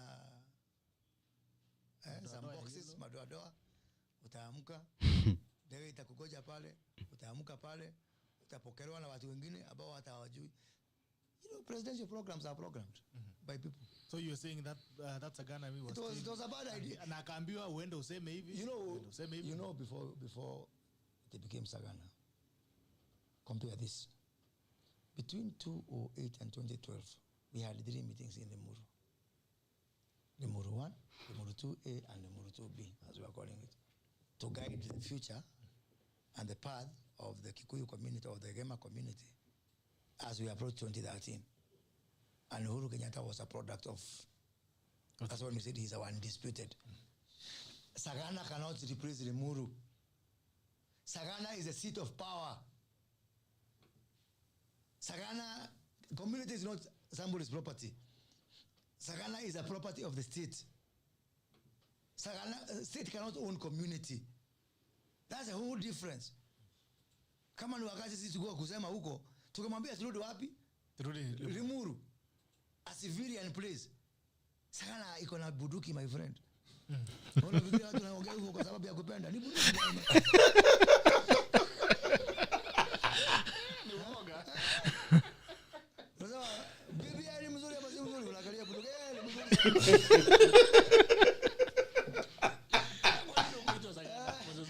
No, you know Sagana was like even like, I sometimes compare Sagana with Kesha. Unajua this religious Kesha. You know, hata Kesha, you know, you invite people who are saved. All right, tell us what is Kuria on Sagana. Bunge la mwenye nchi kwanza. Bunge la mwenye nchi, habari asubuhi. Good morning. Bunge la mwenye nchi, good morning. Good morning, this is Farid Faraj. Jambo Farid, pole tumekuweka sana. Jambo umeniweka sana. There's a procedure I'm supposed to do in the next 20 or 30 minutes. Oh, so, pole. There's this panelist anasema the court should be realistic in some issues. Is it called KURIA? Yes. I have 2 panelists here, so you have to pick one. Governor P. MUCHENDU and Solomon KURIA. No. Yes, Solomon KURIA. Okay. The court will always give verdicts according to the evidence given to them. If you have an issue with them, then appeal it. Don't use the authorities to make your way out. Appeal the court. It is an arm of government. It is not just there to be rubber stamp. It is the last option that the common mwananchi has to get justice from. Yes. And when a human rights commission or somebody goes to court, saying this is against the constitution, they have their own evidence. The court will listen and will give their judgment on that. Number 2. Yes. Number 3. There's a very big vacancy. There's a very big vacancy in Mount Kenya leadership. Uhuru has lost grip. You cannot tell me you are the leader of Mount Kenya and you haven't had your MPs together, have a meeting, discuss on things on how you're going to empower your people. Even though you are the president, you can promote Kenya, get your people sorted first, and then do the rest of the country. So when you see the likes of KURIA popping up, those are the small dumes. Ukiona ile ndume kubwa imezubaa, wanachangamka wanaacha maziwa yao ndani. So they are giving an alternative. Setting watu wakose maziwa because ile ndume kubwa imekuwa kiwete. My brother, I clap for you, man. Sagana, the Sagana meetings have been a family meeting and friends, so there is nothing that is called. It wasn't get together. Hapo unajaribu kusema nini? Solomon Kuria atakumaliza. Families are going to understand each other and plan their processes, not to the expense of the common mwananchi. Okay. Here comes Wambugu and the impeachment of Matiang'i. That is just a conflict of interest. Wambugu wanted Matiang'i to act on the deputy governor who wants to be the MP of Nyeri town. That is a small sibling rivalry that should Nani, my friend Karo? limelight. There's this DG, I don't my know the friend name. Karo The DG is Dr. something. Dr. Caroline Karugu. The DG wants to become the MP of Nyeri town. Okay. And Wambugu is feeling it as a threat because the DG is also a very close ally to the deputy president. And the ground has already shifted. You see now the PP and the UDA in Mount Kenya, only if you see the registration, according to the data we are getting, the highest number of registered UDA members are from Mount Kenya as so far. Yes. Okay. And there's only a few things that have already been done. If they intensify, it means the whole region will shift. Okay. Another thing, the coronation of Muturi to be the spokesperson of Mount Kenya, it is just giving him the powers without energy and the equipment. Okay. There is nothing Muturi can say today against the president. That is just but a mole. It is a Uhuru Kenyatta in another version. Okay. Because when the president has said, let us support the handshake, Muturi is there without asking why are we doing it, without questioning it. We can see his position very clear, despite the fact that he's the speaker, he's being biased. And he's going to follow what do you call this? What his masters are controlling him to do. That is why you see people like Peter Munya and this MP, the governor from Murang'a, against it, because it is not something that they agreed unanimously that they should coronate Muturi. Asanteni sana kwenu. Thank you so much. I hope the procedure is not something serious. Ni kidogo tini ya wana watu tutakuwa imemalizika. Haya, sawa, nakutakia yote mema. Asante sana. All the best. Jambo, bunga la mwenyenchi iko wazi. Good morning. Hello Gerald. Yes, bunga la mwenyenchi, jambo. Vipi, ni Martin? Martin, mambo. Salimia Mshendu hapo. Umesalimika? Mshendu, nakumbuka nikikwambia kwani usalimii Solomon Kuria? Moses Kuria. Solomon Kuria. Solomon. Moses Kuria. Solomon Kuria, vipi? Yes, poa sana. So nataka niongelee vitu mbili. I hope tunaweza pata kama 2 minutes. Sema dadi. Story ya Jubilee. Story ya Jubilee, I think Oscar Sudi alishaongea kitambo. Alisema nini? Alisema before tutoke Jubilee lazima tutakuwa tumechukua mabati, milango, madirisha, kila kitu. Hiyo itabaki shell. There is no way and even if, when you had the interview that Deputy President had in on Citizen, you could feel the pain that he had, considering how much he had put into the party and seeing it disintegrate. There's no way he's going to leave it there so that the likes of Ngujiru and Mbugu can be able to run away with something they did not create. So definitely by the time 22 in Africa, Jubilee will be nothing but just a shell of itself. Okay, but even in history, vyama vyote ambazo zimeshinda elections has never recovered. Tiene nini iko wapi? PNU iko wapi? PNU siku hizi iko huko Kishugu. No, let me tell you one thing. I believe Ruto wanted a party that could be able to outlast himself after even he's become president. Okay, that was it. Okay. You see, That was his main agenda. He wanted to create big parties. Because, Gerald, we are not going to grow our democratic space without strong big parties. Okay. You see? But you see, he was chased away from the party that he created. Okay. Definitely, he's going to have his bitter moments. Okay. And definitely, by the time 2022 gets here, Jubilee will be nothing but just a shell. Nobody even want to touch Jubilee going towards 2022. Allah? Everybody will run away. Hey. And then talking about Justin Muturi, he's not going anywhere. He has overseen the worst parliament that this country has ever seen. Who would want to appoint that kind of person to be the president? Who would want to elect that kind of person to be the president of this country? And another thing is that Justin Muturi wields a little bit of some power, but he doesn't have influence. You can't be a president without influence, because it's the influence that is going to take you to. It's going to help you get power.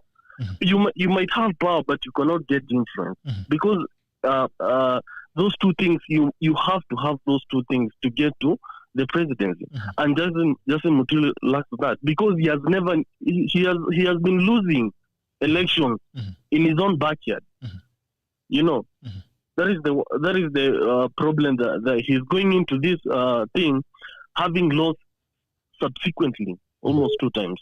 You see, so he's not going anywhere. That was just an event that doesn't hold any water or relevance in terms of 2022 going forward. And then we have moved away from those kinds of rituals. Young people are going to define these elections come 2022.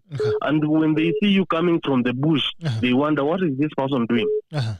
When we are talking, we are in the age of AI. Somebody is coming from the bush, and then he's telling us he wants to be the president. What is that? It doesn't make sense. Thank you. Asante sana. That was Martin. Martin anakuwa points, anakuwa amezipanga. Haya, bunge la mwenye iko wazi 07798010 au 07980010. Bunge la mwenye iko wazi. Nambari ni 07798010. Bunge la mwenye iko wazi. Jambo, good morning. Bunge la mwenye. Hello. Pole sana, tumekuweka nje sana, pole kidogo. Sawa, kama getari from Tumaini Nyandarua County. Yes, daddy. Habari ya Nyandarua? Tuko wazima, say hi to Solomon. Umeamwaje bwana? Yes, niko fiti. Uko fiti my brother? Yes. Muchendo, how are you? Niko salama ndugu yangu. Nyandarua tuko salama, Gerald. Ni nini mlikuwa mnafanya jana? Niliona mnatoana uradi. Kumbe kuna talanta ya wakimbiaji pale Nyandarua. Nyandarua sijui nani alipilani my brother. Tena laana. Wakati tumefikiria tumesettle. Ndio unasikia governor na speaker. Hii yote ni supreme sababu kuangalia nani atawika Nyandarua. But wenye kuumia ni mwananchi, sababu hakuna kazi inafanyika. Because I wonder when the governor amekuwa ndiye msemaji wa executive na amekuwa msemaji wa bunge. Sababu ukiangalia ni yeye anatawala huko. So mimi nitasema hiyo mambo tuangalie. Sasa kuongea sana kuhusu hiyo Nyandarua sababu ni aibu kubwa sana imekipata hiyo. Hata hamtaki kuongelea. Hatutaki mambo, tutaki wote wakae kinyumbani waongee wa settle that hiyo mambo ishe. To Jubilee party where Solomon KURIA came from. I keep wondering about they always talk about party discipline. Wakati tunajua juzi tu party break ilikuwa na election.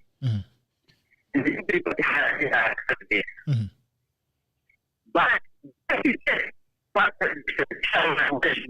Murale akiongoza kina my friend Zach Kinolia nominated MP Maina Kamanda. They went against the party decision na wakakuwa wanakampenia mtu mwingine wa ODM. But sijaisikia ina action inachukuliwa hawa watu. So my question to someone KURIA, sababu yeye ako ndani ya Jubilee kabisa. When it comes to matters of party, kuna kubaguana ati huyu akifanya hivi si makosa. Lakini huyu akifanya hii makosa. Na that thing ndio inaharibu. Nilikwambia my friend Gerald, wakati tulikuwa na by-election ulie. Hiyo ni mambo yenye ilichangia kuangusha Jubilee. And I will promise you sahi na nikwambie na keep that in your record. Tunaelekea Kiambaa. Tunaenda Kiambaa. na Mogoka. Jubilee wasahau. Niandike kwa ukuta na wino ama niandike na penseli ndio nifute? Andika kwa siandike na kitu naweza futika. Ndimia wino. Makape. Tumia wino. Haya. Jubilee wasahau. Kiumana wewe ndio utakuja kuvuta. Tuko naye hapa my friend. God willing. Sababu the same mistake yenye some wanasema they have done from Loria ni Juja. But mimi sijaona kitu wamebadilisha. Sasa kuna watu wenye walikuwa wanataka hiyo tikiti ya Jubilee. Akina my friend kuna wakili hapo Munywa. Sijawahi waona party secretary general wakiwaita waambie najua nyinyi wote mlikuwa mnataka hii tikiti. Lakini kumeenda hivi na hivi. Sababu ya chama yetu kujeni tushikane tupigie mtu ameshinda.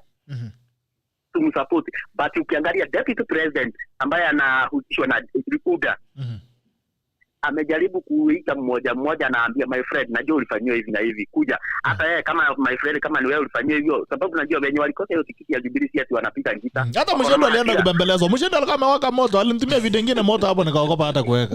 Na ukimwangalia saa hii ukimwangalia pole kabisa. Ukimwangalia at least ameridhika sababu ameona kuna mtu anamjali. Ukiangalia baba venye anafanyaga I like baba very much kwa ODM.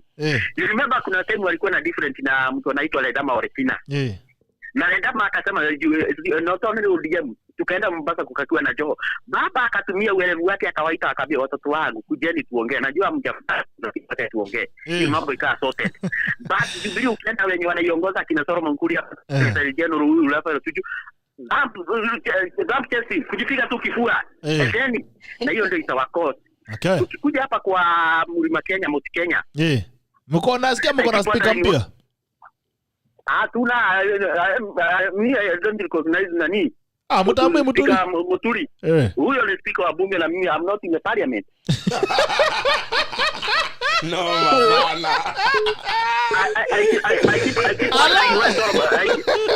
I keep wondering when some people like Solomon Kuria wanauliza watu kama Temani Ishongwa kina Felix Kitao mtawa. Are they talking of Javo who? Mimi na wakati Felix yako hapo mimi nilimchagua. Wakati Dede yako hapo amechaguliwa na watu. Represent mambo yake. Msikia akisema ati Uhuru hajapeana mwelekeo na Solomon Kuria akasema vizuri power is not given, it is taken. So anangojea basi Dede Nyoro akae kiharu angojea apatiwe na Uhuru niende anagoshie. So naona amecontradict kama anasemaje? Amecontradict na swali yangu nimwambie wanasema watu wa hasara wanaenda kuongea. Wanaenda nauliza kwa nini msione wao wanaenda kuongea nyinyi sababu mnaona hawafai simwanzisha nyinyi discussion yani msione mnaongelea nini sisi wananchi ndio tutaona ni kweli akina Solomon Kuria ndio walikuwa na mambo mazuri lakini wasienda kushautia wengine wacha waongee na tulikuwa na mkutano ilikuwa Sagana my friend hiyo haikuwa mkutano ya Mount Kenya hiyo ilikuwa mkutano ya okay my friend Gerard nikuulize sasa uko na watoto 10 wawili hawakusikii 8 wanakusikia wakati unataka kuweka nyumba yako pamoja utaacha wale wawili nje sababu hawakusikii si unawaita hapo ndani kuambia mimi nimemuita mniambie wengine wakiwa hapa mnataka nini mnataka nini nilimfanyia lakini tuliona Mount Kenya wakati kulikuwa Sakana waliacha watu wetu hiyo ni Mount Kenya gani ilikuwa mimi siku hapo na hata hiyo sijui waliita tu kwa ya members hata sikuwa na mbunge wa kwetu waliita wenye tu wanaibara hapo kwaya wakiongoza unasikia hata tunasema gavana wa kwetu ni master wa kwaya sababu alienda kusema ati Nyandarua hakuna shida saa hiyo Nyandarua hakuna barabara hakuna maji na watu walikuwa wakipiga makofi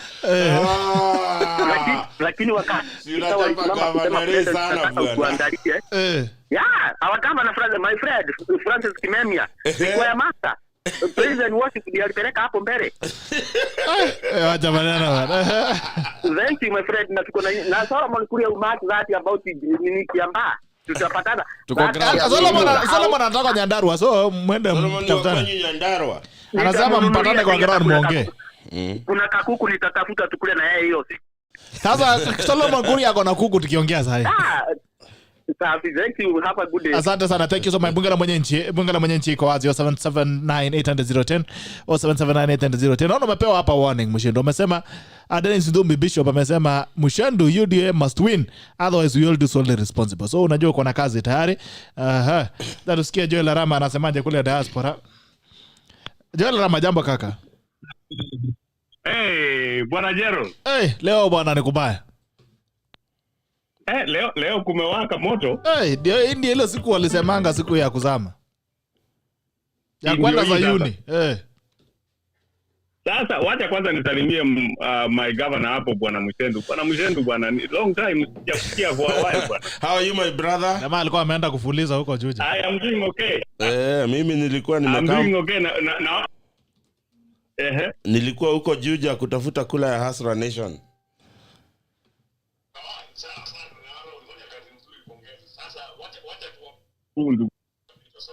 Yes. Sasa mimi nina issue 3 na Solomon. Sasa wewe Solomon, kitu ya kwanza. How can you in public unasema kwamba the president was not aware mambo ya Justin Muturi? Kwani yeye asomi gazeti? Alisema aliwacha kusoma gazeti lakini anajuanga mkimchongoa. Mkichongoa president anasema nyinyi muendelee na hiyo matusi. President ako busy akijega nchi. Amesema asome gazeti anaangalia was in the news. So you can't say the president was not aware. You can say the president did not endorse. Alafu alama it is an open secret ya kwamba Justin Muturi ni sanitizing mate wa the president. Azin watu wananuanga sanitizer pamoja kwa duka. Wananuanga sanitizer pamoja. Kwa duka, maneno ya Muchendu ingine sijui lakini amesema sanitizer. Ya nini? Sanitizer ya mikono. Wacha tukuje the other 2 issues niko naye. KMC. Sasa Solomon unatuambia kwamba ati the way you are justifying ati when KMC was under Ministry of Agriculture watu hawakuwa wanalipwa. Ilipoenda pande nyingine watu wakalipwa. Hiyo ni kama kuniambia mimi ati tuko kwa barabara tumepanda matatu. Tufike njiani hii matatu driver akatae kutupeleka mahali tunafaa kuenda. Alafu wewe ukuje na tractor yako utuambie tutawabeba tuende, alafu sasa tuseme hii tractor ni nzuri, mambo ya matatu hata hatutauliza, wacha tuende. That's nonsense. The question should be asked is why was the Ministry of Agriculture or KMC when it was under Ministry of why were they not paying? Eda uliza Kiojori. Yeah, they were no. Kiojori is working for the same government. Why would he? Yeah, he was fired for that. The president should not shirk his responsibilities. Ask the people you are put in charge, why are you not taking care of it? Kama mtu afanye kazi, fire the person. He was fired. Put them in court, put them in jail. So you cannot violate the law for the unasema I am going to violate the law because at the end justifies the means. No. The president swore to uphold the constitution of Kenya. Hata Sonko acknowledge kwamba nani anafanya kazi. Utaweka constitution side and then you do what you think is right. It doesn't say anywhere like that. The oath he took was for protecting and upholding the constitution of Kenya. Okay. Let me come to the third thing that you raised that I'm really disturbed about. Chief Justice Maraga and the Supreme Court rules and decides cases on the legal basis. It's not about what they know or what they feel. When you say that the Chief Justice knew that who won the election, I don't know that, because when the referee who was supposed to decide, how did you decide this game? Unaambiwa, I counted the numbers. Okay, show us the goals. Fanya replay tuone hiyo match vile hiyo goal iliingia, fanya replay. Alafu unasema ati saba imeenda kuogelea huko coast, mara imeenda kukula mchanga huko desert huko ngambo, mara imeenda France kukula mkate, mara imeenda Germany sijui kucheza soka huko. The decision was not about the president or the people who are running for president. Okay. The decision was about the person who was refereeing the game. You cannot come and tell us somebody won when you cannot prove how this person won. Okay. That was a legal issue. Unaona? So Solomon, I always say, and I've told people in this meeting, in this show, you are a leader, and you need to be responsible, and what you say should track with reality. Okay. You cannot come in this show uanze ku trumpet party slogans that don't exist. You cannot encourage people to disobey the law just because it makes them feel good. Hiyo ni kama kuniambia mimi kwa huko mahali tumepangana na my neighbor, tumezozana kidogo, so instead of me going to the court to have them decide, mimi naamuka usiku naenda nambombolea nyumba, namwambia sasa kwa vile hautaki tu agree mahali mpaka iko au nitaboboa nyumba yako, alafu sasa hiyo kesi imeishia hapo. That's what you are telling us. You cannot encourage impunity for the sake of making somebody else feel good. Okay. You cannot encourage impunity for the sake of making something look good. No. Let us follow the rule of law. If we follow the rule of law, our country will be better. If you disagree with the court's ruling, that's why there is something called appealing. And ukienda kuappeal, sio unaenda kuappeal, huyu jaji alirule akasema mandizi yenye uliuzia watu ilikuwa imeharibika. Alafu wewe unaona appeal unasema mimi na appeal nilikuwa nauza machungwa. That was not what was decided. Can we focus on the rule of law? Okay. This is the constitution is very clear. The cabinet secretary should not be involved in politics. And they are busy being involved in politics. That's why unapata there is a problem. The president can command the police and tell them what to do. The cabinet secretary can command and tell the police what to do. And the MPs, depending on what side of the occasion wako, wakiwa pande hii mahali wanaonekana wako vizuri na president, they issue orders. Police anasema yes sir. They do something illegal. Okay. If we make our police and our institutions independent and respecting the constitution and rule of law, and I say this all the time, where I say, and the countries I live and others who live outside the country, the police, including the people who protect, for example, the governor of my state, if there is an arrest warrant issued for the governor, the same guy who is protecting or who is providing security will arrest that governor and take him to jail. Okay. Because you uphold the constitution and the laws of the country. Period. Okay. Haya. Umesikia mambo hawachezi. Kama Uhuru Lisuia anasema zuia ama chama hawachezi. Asante Arama. Thank you. Bunge la Mwananchi, simu ya mwisho kuna jamaa amepiga simu hapa, watu wawili. 070 inaisha na 652 na jamaa ambaye inaisha nambari yake inaisha na 053. Majamaa ambao wamepiga simu, tafadhali rudisheni kwa Bunge la Mwananchi tukimaliza tukiendelea kufunga bunge. Kuna video nyingine Douglas. Tukimaliza nitafutia ya KURIA, mkutano ya State House, meeting ya State House ya PG ya Jubilee. Kuna maana alikuwa amezungumzia PG meeting in State House. Alikuwa ameitwa wabunge walikuwa ameitwa pale State House. Bunge la Mwananchi tukielekea kufunga 7798010 7798010. Okay, wacha tusikie nasema jambo Bunge la Mwananchi. Bunge la Mwananchi. Good morning. Good morning to you, sir. My name is Aaron. Yes, Aaron. Salamia mwiko Muchendu. Yes. Na Solomon. Yes, hi. Hi. Najua Solomon sasa I think he's a youth, right? He's a youth. It's not, do you think he's a youth? Yes. He's a youth. Sasa hiyo ndio shida tuko nayo Kenya. Tena, kwani kwa kijana ni makosa? Hapana, you see, youth are the leaders of tomorrow. Not today. See, today, hata kama ni today wenye wako kidogo, unafaa kusaidia kufuata sheria. Sisi tunaongoza leo. Solomon anafaa kuwa mfano mzuri kwa vijana. Anatuchomea huko juu. Amechoma nini tena bro? Anachoma akaanza kusema hana koti. Unajua koti hata saizi kuwa na shida. Haizi enda kwa wazee huko Njuri Njege. Lazima aende koti. Aenda akizwe malalamishi yake, and then koti inatoa decision based on evidence imepresentiwa pale. Okay. So hii maana koti hata naye hata kupasha koti. The issue of ule jamaa anaitwa nani Muturi. Hiyo haka ilikuwa hiyo ni jokes. Okay. At least ara bwana 2021 mtu anaenda kwa msituni kuomba ati anataka kuwa kiongozi. Na anasimamia bunge. Guy is a joke.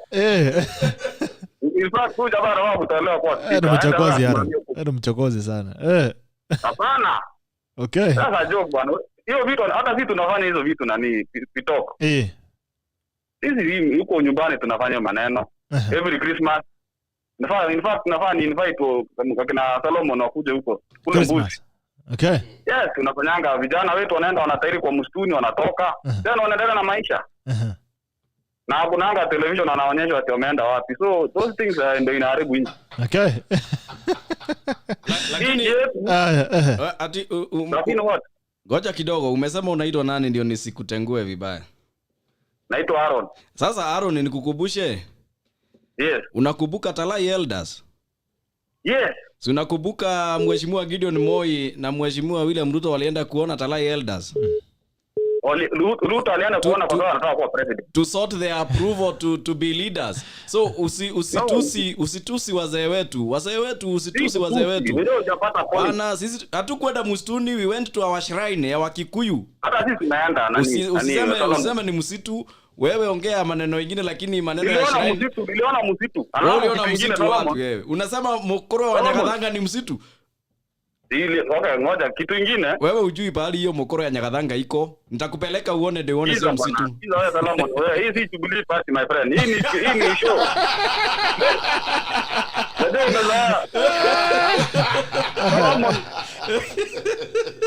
My friend, salamu unajua umezoea kutisha watu huko Jubilee. Hapa my friend hapana. Kutisha Jubilee hapa. Haya sema tukisonga. Nimepata ukweli. Nilikuwa namwambia hata kama ni tradition. Kwa nini polisi walikuwa huko walikuwa wanafanya nini? In tradition you don't take policemen to go and guard you. When you are doing the right thing. Okay. You can talk about wanafanya nini? Anyway, ni sawa tuache hiyo kando. So shida ilikuwa polisi. Wasipeleka polisi tena msituni. Najua these people. Hii ndio shida hii uongozi wetu iko naye hii Kenya kwa sababu the moment unatumia force. Yes. Angalia venye kulifanyika Juja. Hii watu wana deploy police na hata watumia akili. Unajua hata kitambo. Hata kitambo moyo alikuwa anatumia deep state win election. Lakini wenye wako kwa system zao hata wajui kutumia deep state bana. You don't show them. You know there is a way you can use the system ikusaidie ufaidike. Lakini these guys those are the people who are making Uhuru look like I don't know. Anakaa vibaya kwa sababu ya uongozi kama Solomon Kuria. In fact, Solomon Kuria anafaa kutolewa kwa hiyo kiti hata niweko hapo bana. Haya. Sawa. Unavuta kazi Solomon Kuria wewe? Bunge la mwananchi, jambo. Bunge la mwananchi. Gerard. Jambo baba. Good morning. Good morning to you, sir. Who am I speaking to? Wewe ni Job. Yeah? Wewe ni Julius. Sema Julius. Sana Gerard. Unajua I've not been on the show for the last 1 week and some days. Lakini tunafaa kupiga fine. Kwanza lunch ya law is on you. You cannot just disappear like that. The tackle ni duty bana. Tackle ni duty. You must report in the morning. No bro, I told you I lost my dad. Pole bro, pole sana.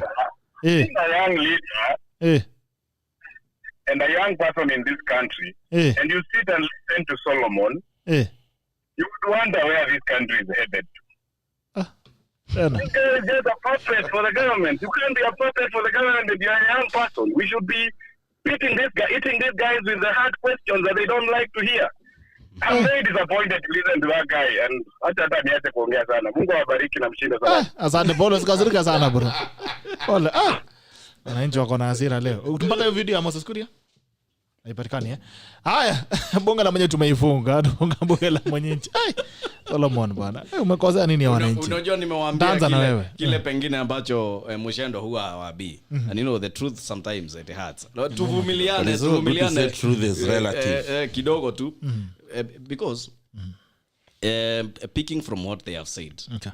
Especially on the issues of the shrine, kuna jamaa amesema ni msitu hapana ongea namna hiyo. That is where kila mtu heshima shrine ya mtu. Yes, pahali nani Muturi alikuwa, that is the and Muchendo Kanasara in this. That is the origin of Gikuyu and Mumbi. That is where the tribe originated from. That is what we believe in. Lakini nani but I want to say this. Mwango area amesema it needs to be sanitized. Some I need to get people to cleanse. No, you know Mwango area was some of you don't take them serious. Yeah. Mwango area was answered properly. And I don't like going so deep into that because I naheshimu culture yangu kabisa. And I really start to be guided whether Muturi broke any law concerning that shrine. But I want to say the following, that cultural leaders in this country have proved that they can show direction. And I want to give you a recent example of the northeastern clans in Garissa. The Wazes met and there was no a by-election. Okay. And somebody got the seat. I want to give you a perfect example of my friend who today is a deputy governor in this republic. The deputy governor of Kajiado. Okay. When he was a student leader... Kijana Mount Kenya? Yes. No. He is not from Mount Kenya. Kenya. Mount Kenya University. He was in Mount Kenya University. Yes. Oh, not from Mount Kenya. Not region. And siku hizi watu wakisema tu Mount Kenya. It's a region. It's a school. Yeah. So when he was a student leader there, I was a student leader at the University of Nairobi. Okay. And we used to share.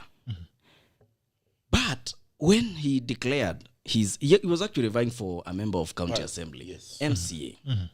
But Wazes found an energetic man, a man with a future, a man without resources but with brains. They negotiated on his behalf. They called Olelenku. They told him, Olelenku, you have declared that you want to vie for Kajiado gubernatorial seat. But here we want to give you the person who will deputize you. If you agree, we are going to support you as the Wazes. If you don't, then you can go. And we are not going to support you. Okay. Olelenku went, and after 3 days, he went back and told Wazes, I respect your opinion, and I'm now going to take this guy. By that time, the deputy governor had not stopped campaigning for his MCA seat because he was not believing what was happening. It is until Olelenku confirmed and everything else happened. It is history. He is now the deputy governor. It is called a negotiated democracy. Okay. One of the reasons why MUCHENDU today has not declared an interest to vie as the next governor for Kiambu. One reason, unless he lies, is to do with resources. Because MUCHENDU here has big brains. He can lead the county. Okay. But the issue is resources. The resources. When it comes to money, when it comes to politics, when you have the money, it is 50% in. So you are either to come below 50 or above 50, going to the public. So negotiated democracy is something that I support myself. Okay. Because that is the only way young people in this country are going to end up in those top offices. If you look at Rift Valley, and I know it is the reason I always give as an example of the region that has supported the young leaders in this country. The Murkomens of this world, Senator of Kericho, Gerald Gay, Nandi governor. Because their elders, whenever they see a young person with brains coming up, they come out clearly to support. And those guys, we know how they're even pushed up here and go. Okay. From Mount Kenya, we have not seen that happen. And the only way I can see MUCHENDU next time as the deputy governor, there has to be a negotiation somewhere. Okay. And we're telling them, Wazes from Mount Kenya, can you unite? Let us not have different functions, because once they unite, we can be the biggest beneficiaries of their unity as Wazes. Finally, let me talk about the people who have castigated the president for court orders. Okay. And I will go back there. A big section of our courts be talk. And I want anyone to challenge me and take me wherever they will take me. A big section of our courts have been taken by activists. Yes. You know what happened last time? When we were having SGR, people ran to courts and said, oh, SGR is going through where? National Park, blah, blah, maneno mingi. Bitok, I want to say this. The judiciary is there to implement, to actually protect the constitution. Okay. The executive is there to give services to people. The other time you asked me a question about Rafael Tuju talking about interdependence. The judiciary cannot become the saboteur of what the executive is doing. The president promised to deliver to Kenyan farmers. And that is why he is reviving KMC. Okay. The judiciary is here saying you cannot revive KMC. The president has a mandate to give services to people. The judiciary has a mandate. They didn't say you cannot revive. They said Yes. it should remain in the relevant ministry. No. On how it is the president.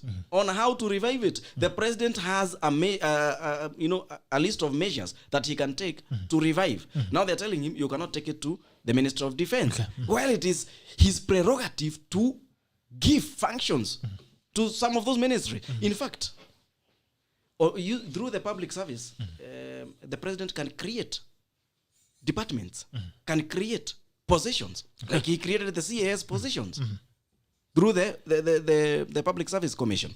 So the president, on how he actually gives out roles to his ministers, to his parastatals, it is his prerogative. Okay. It is not the prerogative of the judiciary. Kwa hivyo mipaka iheshimiwe. Kama ni bunge isipite mipaka yake. Kama ni judiciary isikuje kupita mipaka to come and sabotage what the president is doing. Can you imagine now they are giving a court order a day to when the president is going to hand over KMC to the Minister of Defense. That is when they are giving a court order. It was given a long time ago. The ruling was done kitambo sana. Immediately. No. When was it done? Because I remember you discussed on the show with Mushendu. It's quite a long time. There was not even time for that appeal. I have read the court order, and I know the timing also is an issue. So let us not have activists taking over. And it is the issue Matiang'i raised sometimes back. One activist has within a very short time has more than 15 court orders to stop government agenda. I mean, it is wrong. Why only one person? Every time he comes, I want to stop this, a court order. I want to stop this, a court order. I want to stop the SGR, a court order. No. Let us not have that. Let us have respect, amongst all the three arms of government. Right. Haya, Mushendu, tukifunga kiosk. First, I want to take this opportunity to talk. In other news, by the way, Mushendu, it looks like CSN Rotich could be vindicated at last. There's a story in the paper today. Former Treasury PS Cabinet Secretary charged in 63 billion graft. That was the case. Now, EACC washes hands off Aror Kimwarer corruption probe. Senators fear state may be out to derail case after charges against PS dropped. Okay, I'll read the story very quickly. The anti-graft agency has distanced itself from the investigations and subsequent prosecution of suspects in the multi-billion shilling Kimwarer and Aror Dam scandal. In a clear dig at the Directorate of Criminal Investigation, DCI, the Ethics and Anti-Corruption EACC Commission has told the Senate committee it had nothing to do with investigations that saw former Treasury Cabinet Secretary Henry Rotich facing criminal charges related to the scandal. Mr. Rotich and then Treasury Principal Secretary Kamau Thuge were arrested and charged with a scandal in which the public lost more than 63 billion at some point. However, Director of Public Prosecutions Dudin Aji terminated the case against Dr. Thuge after the latter became state witness. Yesterday, senators expressed dissatisfaction with the move, claiming it was deliberate ploy by the state to throw away the case as a CS does not bear legal responsibility for financial matters. The move does not make legal sense, Makueni Senator Mutula Kilonzo Jr. said. In strict financial terms, the PS is the person who is authorized to incur expenditure. He is the one who signed off the release of funds and is ultimately responsible under the law. The case is going nowhere in a strict legal sense, he added. EACC Vice Chairperson Sophia Lepuchirit clarified that after initial investigations, the matter was taken up by the DCI.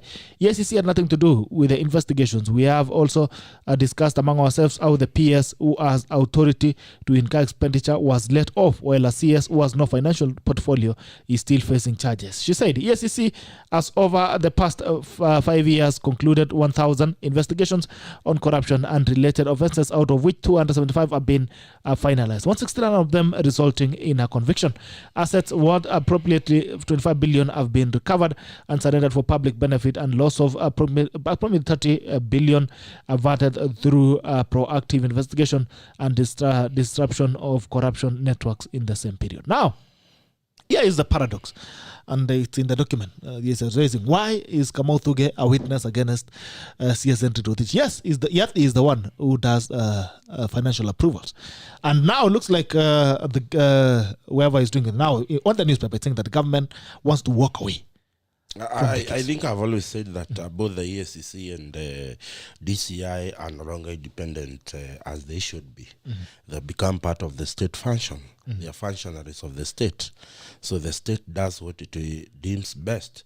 And until we are able to get an ESCC and a DCI that is independent of the state, it's the only time we are going to have serious investigation. Because surely, how do you let off the hook the person with authority to incur expenditure and make him a state witness?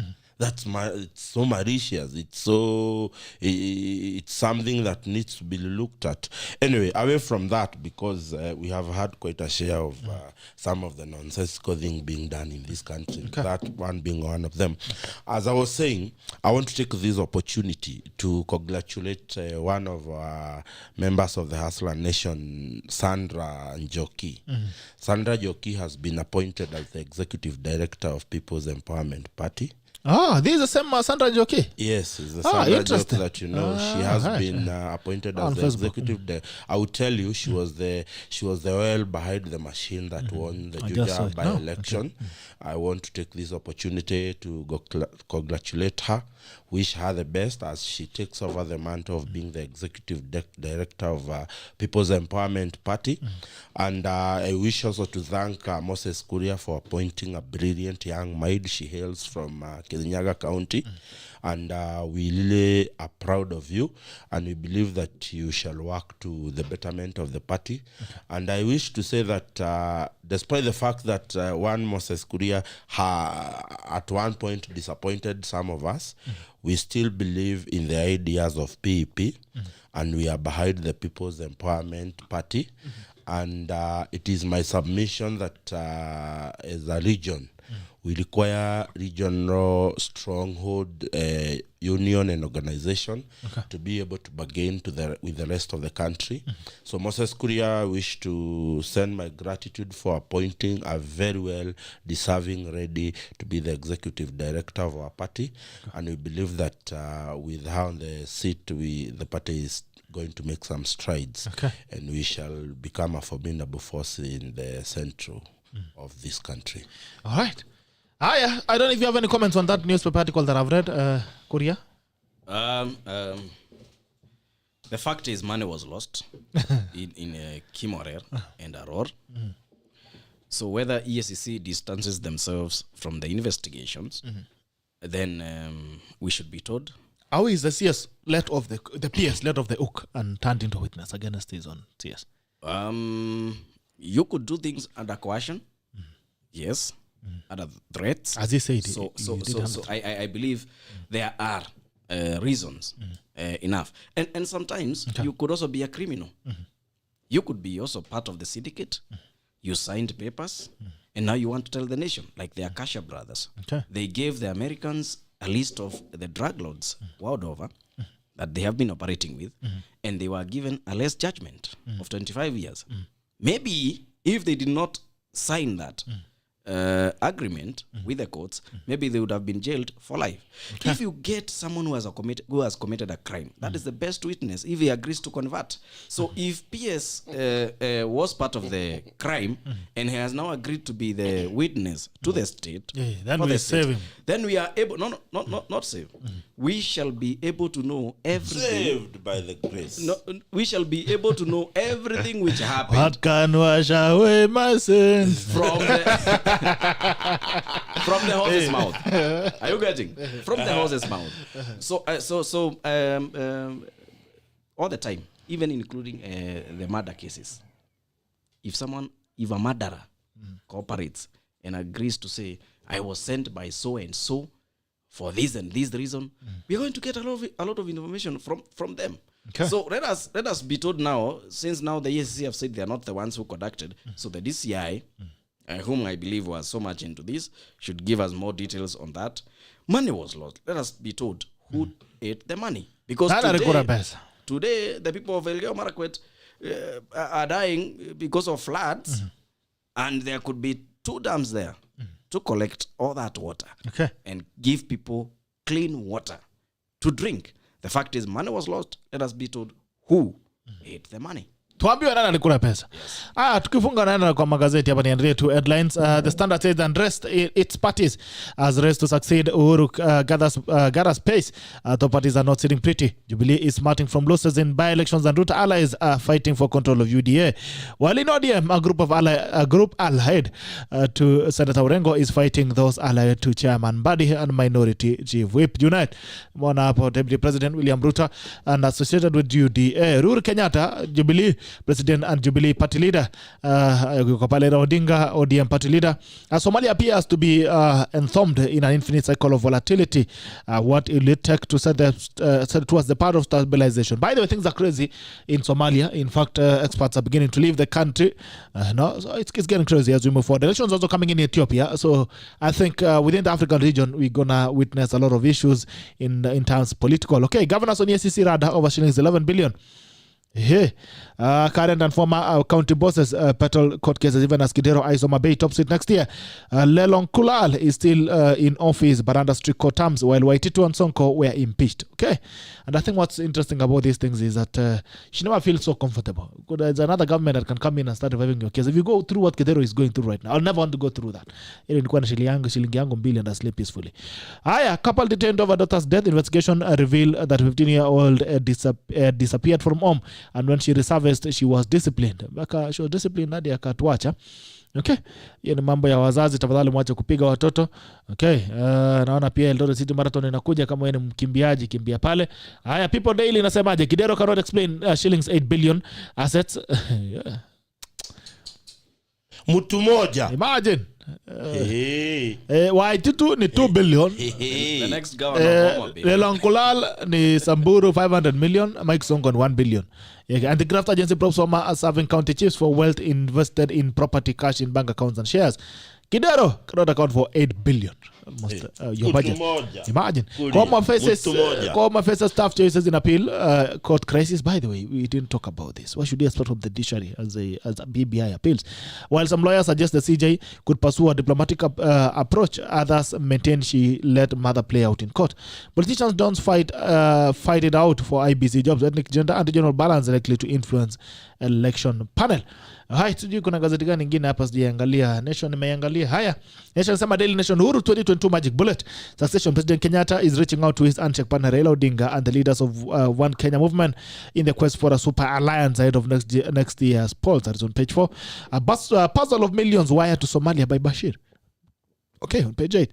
But Bashir was doing projects in Somalia. I think he was doing a stadium there. Almost what, 2 billion. prison. Yeah, and a prison there. Yes, he was doing a prison. He was doing 2 projects in Somalia. Anyway, President's basket of goodies for Raila's base. Kisumu. Okay. Now on expansion, Safaricom unveils Ethiopia entry plan. Telco says it will start its operation in Ethiopia with telecommunication services after getting the nod to operate in the second most populous nation on the continent. However, it will not export its revolutionary money transfer platform, M-Pesa, just yet. Okay? Against all odds, the blind knitting master of Makueni, Francis Mbutuku, lost his sight 23 years ago. Now for the 3, the talented knitter can tell colors of yarns by touch. Interesting. Can tell colors of yarns by touch. I mean, God works in a very amazing place. Pandemic. Why ministry's COVID numbers aren't adding up? Inconsistencies in the COVID-19 numbers reported this past month have raised questions on the veracity of the database. Africa, Maliku, as our ministry's president and PM of powers. President Doe and Mr. Kohane were driven by soldiers to Kati military camp near the capital of Bamako. Interesting times ahead. Wajir governor takes charge as impeached Mohamud fights on. I saw the drama. 10 billion Wajir on this annual budget. The new governor says his former boss dug only 20 boreholes. 10 billion. Gazeti gani ingine iko hapa? Acha niangalie gazeti gani kimebaki hapa. Let me just see which newspaper is left. Kama kuna gazeti hapa gani? Hiyo nimeangalia the Taifa, the Standard. Taifa leo sema Raila wasaka Joe na Mvurya. Hapa dhidi ni gani? Kiongozi wa ODM alenga magavana wawili wa Pwani katika amza yake ya kuwania urais 2022. Wakereketwa wa BBI kuomba kubaliwa kucheza rege. Kukamilika kwa kiwanda kufaa wafuvilamu makala kuhusu lugha na elimu. Okay. Aja tuangalia star pia iko wapi inasemaje? Business daily Safaricom share is 63% of entire NSE. You need to buy with this Safaricom shares not at shillings 42 shillings. Kama kuna pesa imelala mahali unaweza piga share hapo. The Star Kidero Sonko waite to shillings 11.5 billion EACC bro. Anti-graft agency told lawmakers yesterday the former governors accumulated the wealth but cannot explain how they made the large amount of cash. 20 people disappeared, killed since January. Why you talk? 20 people disappeared and killed. And I think we are normalizing it. Watu wanaenda wanakufa, we make noise for today and we move on, which is very dangerous. Anyway, tukifunga kiosk Muchendu, what do you expect from the courts of appeal as BBI is taken? Well, we wait to see. It's good to note that we now have a president of the Court of Appeal.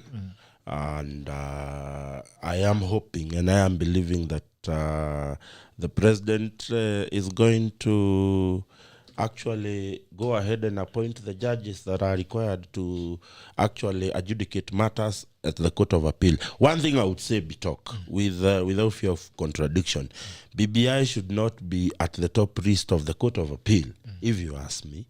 There is about 2,400 serious cases that are before the Court of Appeal that have not been adjudicated yet. But nonetheless, because of the time frame of changing our constitution, I want to believe that the Court of Appeal is going to address itself on the matter in accordance with the law.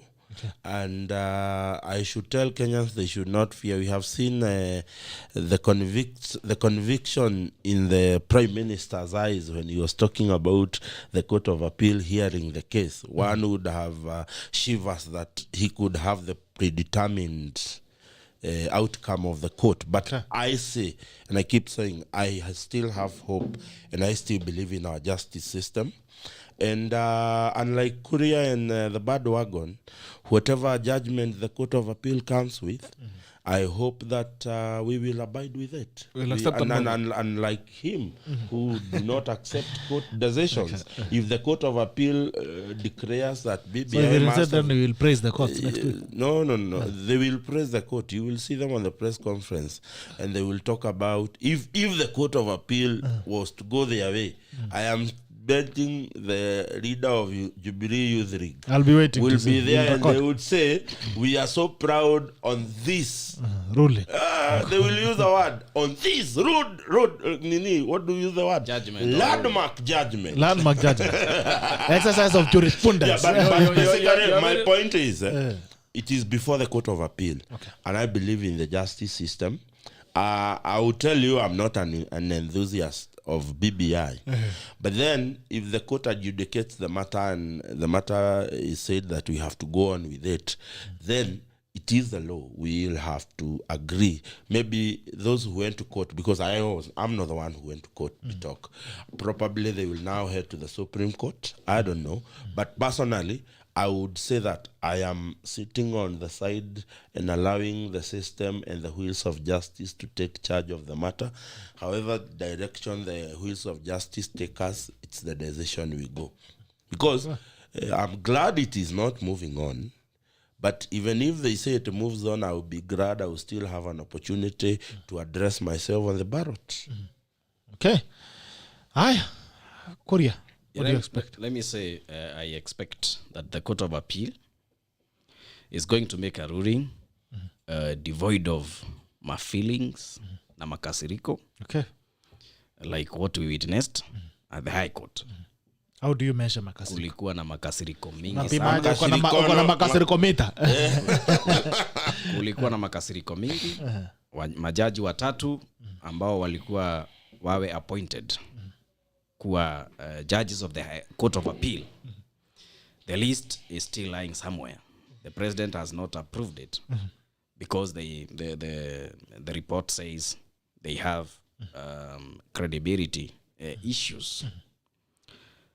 And therefore, that still remains my judgment on that they made that ruling based on their revisit towards what they feel that the president did against them. I believe that the Court of Appeal will read the law, not selectively like the law was read by the High Court. The High Court contradicted, walituchanganya. In 2019, they made a ruling in the same High Court saying that IEBC, as currently constituted, is legal and can perform all the functions according to Article 250 of the Constitution. In 2020 March, they said the president can go ahead because Building Bridges Initiative is an initiative to unite Kenyans. And the president is a symbol of unity. That is how the High Court pronounced itself in March 2020. Now the same High Court is pronouncing itself in saying that BBI is illegal when we have gone too far. It is sabotage. What do you expect from the court? It is revisiting, but the Court of Appeal, I am sure, the new president of the Court of Appeal will appoint men and women of great respect to the law and who will bring back the reggae. We have been saying nobody can stop reggae. In a few months, we are going to sing reggae music again. And I have insisted on that. It is coming back. And it is coming back big. And I can tell you, Bitok, expect the announcement from Kisumu when we shall be celebrating the Madaraka Day. We are going to give the direction on BBI. We are not going to allow the document we have worked on so much to be sabotaged. So if the Court of Appeal if the Court of Appeal maintains the decision by the High Court, what will you do? To the Supreme Court. If they maintain again, will you accept, or do you still think there is Makaziriko on all the courts? I can assure you, if it goes to that level and they say there's a problem, I will accept. You'll accept. But I'm very hopeful it is coming back through the Court of Appeal. Yes. All right. Niko na simu hapa, sijui kama ni Takla ameingia bunge la mwenye nchi ama jambo. Bitok. Sasa. There are two quick things I want to respond to as you close your show. Okay, President. First of all, habari zenu bana. Salama sana daktari. Salimia Gavana Muchendu hapo. Niko salama. Na huyo that is actually daktari Ekuru wa court. Wewe kwanza I have a fight to take with you after the show. You know why. Kiza Bitok. Yes sir. First of all, to huyo mtu wa BBI anaitwa Solomon Kuria. Solomon Kuria. Wewe unaniita mtu wewe. Kwani Sasa Solomon sikiza. Namna gani wewe? Solomon, wacha kudanganya wa Kenya. When you say that 3 of the High Court judges have credibility issues, what you should also be telling Kenyans is this. President Uhuru Kenyatta has 2 representatives before the Judicial Service Commission, a man and a woman from members of the public. In addition, he has the Attorney General of the Republic of Kenya to represent him. If there were credibility issues on these judges when they were being interviewed, why didn't the Attorney General advise the President then? And you see, what this judgment has brought forth, Solomon, how sure are you? How sure are you he is not the one who advised him? How sure are you? Wait, let me finish. In fact, one of the things that this judgment has brought forth, Solomon, is that the President is a poor investor on good advice. So the President should invest in good advisors. Not psychophants who want to tell him what he wants to hear. Because honestly, kama kulikuwa na shida nao 3 judges, kwa nini hawaku hizo issues hazikuwa raised at the interview level? That is point number 1, and I think you need to come out clean on that. Number 2, you are saying that this BBI was supposed to unite Kenyans. Solomon, to be honest, you know, one of the lies about our country is that we are so dishonest as a people. BBI, as a matter of fact, has divided Kenyans more than united them. Kama haiwezi kuunganisha Uhuru Kenyatta na Ruto na Raila na wenzake, itaunganishaje wa Kenya when the same Ruto and Uhuru came together, wakashikana mkono, sijui 5 first, 5 tena, 10 yangu, 10 yako, na saizi wamerukana. Hao ni Wakenya wawili peke yake. Hata nimejaribu kukutanisha Muchendu hapa na Musa na Solomon Kuria imekuwa ngumu. Ni usali BBI ni ukora, ni usaliti, ni ufedhuli, na tuache kudanganya wa Kenya. Asante sana President. So what do you think will come out of the court? I know you are a lawyer, you might not want to discuss something in court, but anyway, you can just give us a glimpse. First of all, I want to study the appeal. Okay. and see if they're raising any new issues. Okay. But I think KURIA has hinted to it. Yes. KURIA is hinting to the revisiting threat by President Uhuru Kenyatta on the judiciary. So he's actually confirming the fact that BBI is being used to intimidate, to attack the independence of the judiciary, as opposed to respecting that independence. Okay. So hao watu wa BBI wache ukora. Saizi sisi tunataka to address mambo ya pandemic, vaccination, mass testing, vile tunaweza kutoa. Unajua wacha nikwambie Bitok na naanza kuambia KURIA hivi. Wacha niambie KURIA hivi. Jubilee is synonymous with failure. There is no project Jubilee has started that has succeeded. From 2013 walitudanganya watoto wetu. How do you danganya mtoto wa class 1? Utampatia laptop na hakuna mpaka zaidi. 3 million jobs hakuna. BBI hakuna. Sijui nini hakuna. So Jubilee is just known with failure. Uhuru wacha tu amalize hii express highway kutoka Westlands mpaka airport. Hiyo ndio legacy yake. Unataka atumie aende. Wacha na mambo ya BBI. Sasa wewe. Kwa nasikuja President. Asante. Thank you so much. Have a good day. Thanks. All right. Aya, tumefunga kios this guys. It's been great having you gentlemen, and the guys Taklas who have been on. Pole pia tumewapitisha wakati kidogo, lakini thank you. It's been a great engagement until tomorrow on Diaspora Edition. Pia naangalia State of the Nation Diaspora Edition tukiangazia mambo yanaendelea hapa nchini na pale nje pia. Until then, see you. This is Takol, and Takol is now. It's been a great Siasa Wednesday. Take care until I see you tomorrow. Signing out. We love you.